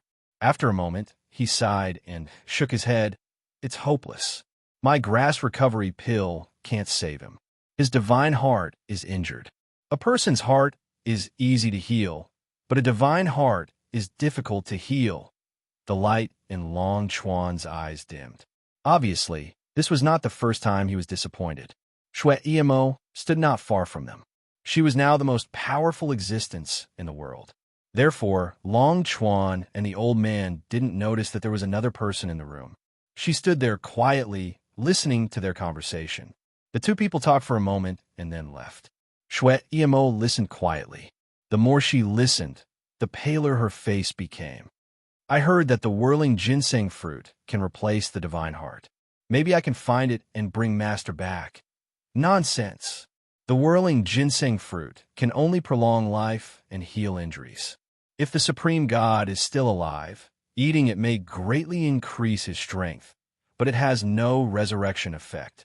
The old man shook his head decisively. How do you know if you don't try? Maybe it really works. Long Chuan was unwilling. The old man shook his head. No need to try. Thousands of years ago, there was an immortal whose heart was dug out by the people of the Devil Realm. In order to resurrect him, his wife also tried her best to find a good way. She also heard about the whirling ginseng fruit. She risked her life and paid the price of a leg and an arm to get that thing. When she came back and used it on the immortal, it had no effect at all. His wife committed suicide out of despair. Long Chuan was speechless, and Shui Mo's face was also as white as paper. She stood with her back against the wall. If not for the wall supporting her, she might have already fallen. It was obvious that Long Chuan had been desperately trying to find a way to resurrect Shun Juli recently, so he had mentioned several methods in succession. There were some that Shui Imo had heard of, but there were also some that she hadn't. However, they were all rejected by the old man. Every rejection was like a bomb, causing people's hearts to sink into the abyss. What about the moonlight flute? The moonlight flute can only revive mortals, but the venerable sovereign is a god. Long Chuan and the old man finally left. Shui Imo's figure appeared. Her lips were tightly pursed, without a trace of blood. She looked down at the swirling ginseng fruit in her arms, and then looked at Shun Juli, who was lying there without a sound. She didn't believe it. She didn't believe it. She wanted to try. No matter what, he had to try. Shui Imo staggered to her feet and carefully put the whirling ginseng fruit into Shun Juli's chest. The process was very complicated, but Shui Imo did it well. She didn't dare to make any more mistakes, and she couldn't tolerate any more mistakes. Chapter 1400. After doing this, she looked at Shun Julie with bated breath, as if she was looking at her last life-saving straw, hoping for a miracle. For a long time, there was no movement. Shun Julie was still lying there quietly, without the slightest sound. Useless, all useless. She had risked her life to do all this, but it was useless. Shui Yimo sat down dejectedly, looking at Shun Julie in a daze, her eyes full of despair and blankness. Shui Yimo sat in the quiet room for several days. She was like a soulless doll, with all her strength sucked away. She could only sit there in a daze. During this time, Long Chuan brought many people, each of whom was older than the last, each of whom had a higher status than the last. In the end, he even invited the young master of the dragon race, the person with the highest medical skills in the 3 realms. But they all said there was no way. In the end, the young master of the dragon clan sighed and said an ancient secret technique.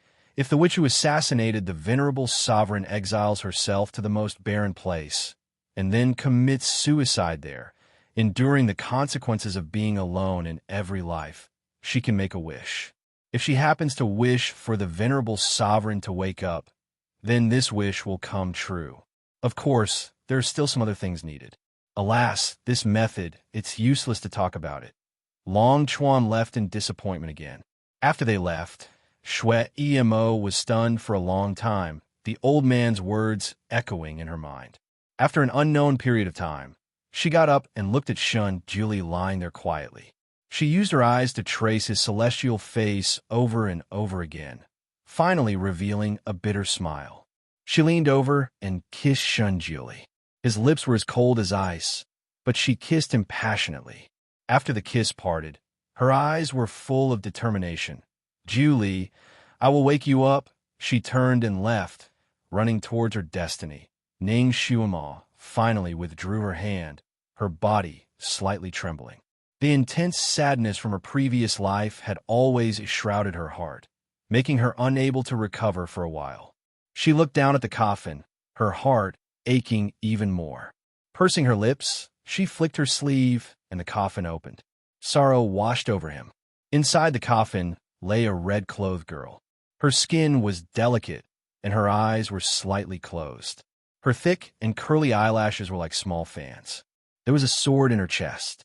It was the Godslayer that she had used to plot against Shun Julie. Her clothes were soaked in blood, making her look even more beautiful. The moment Shui Elan saw the girl, his body swayed and his face turned pale.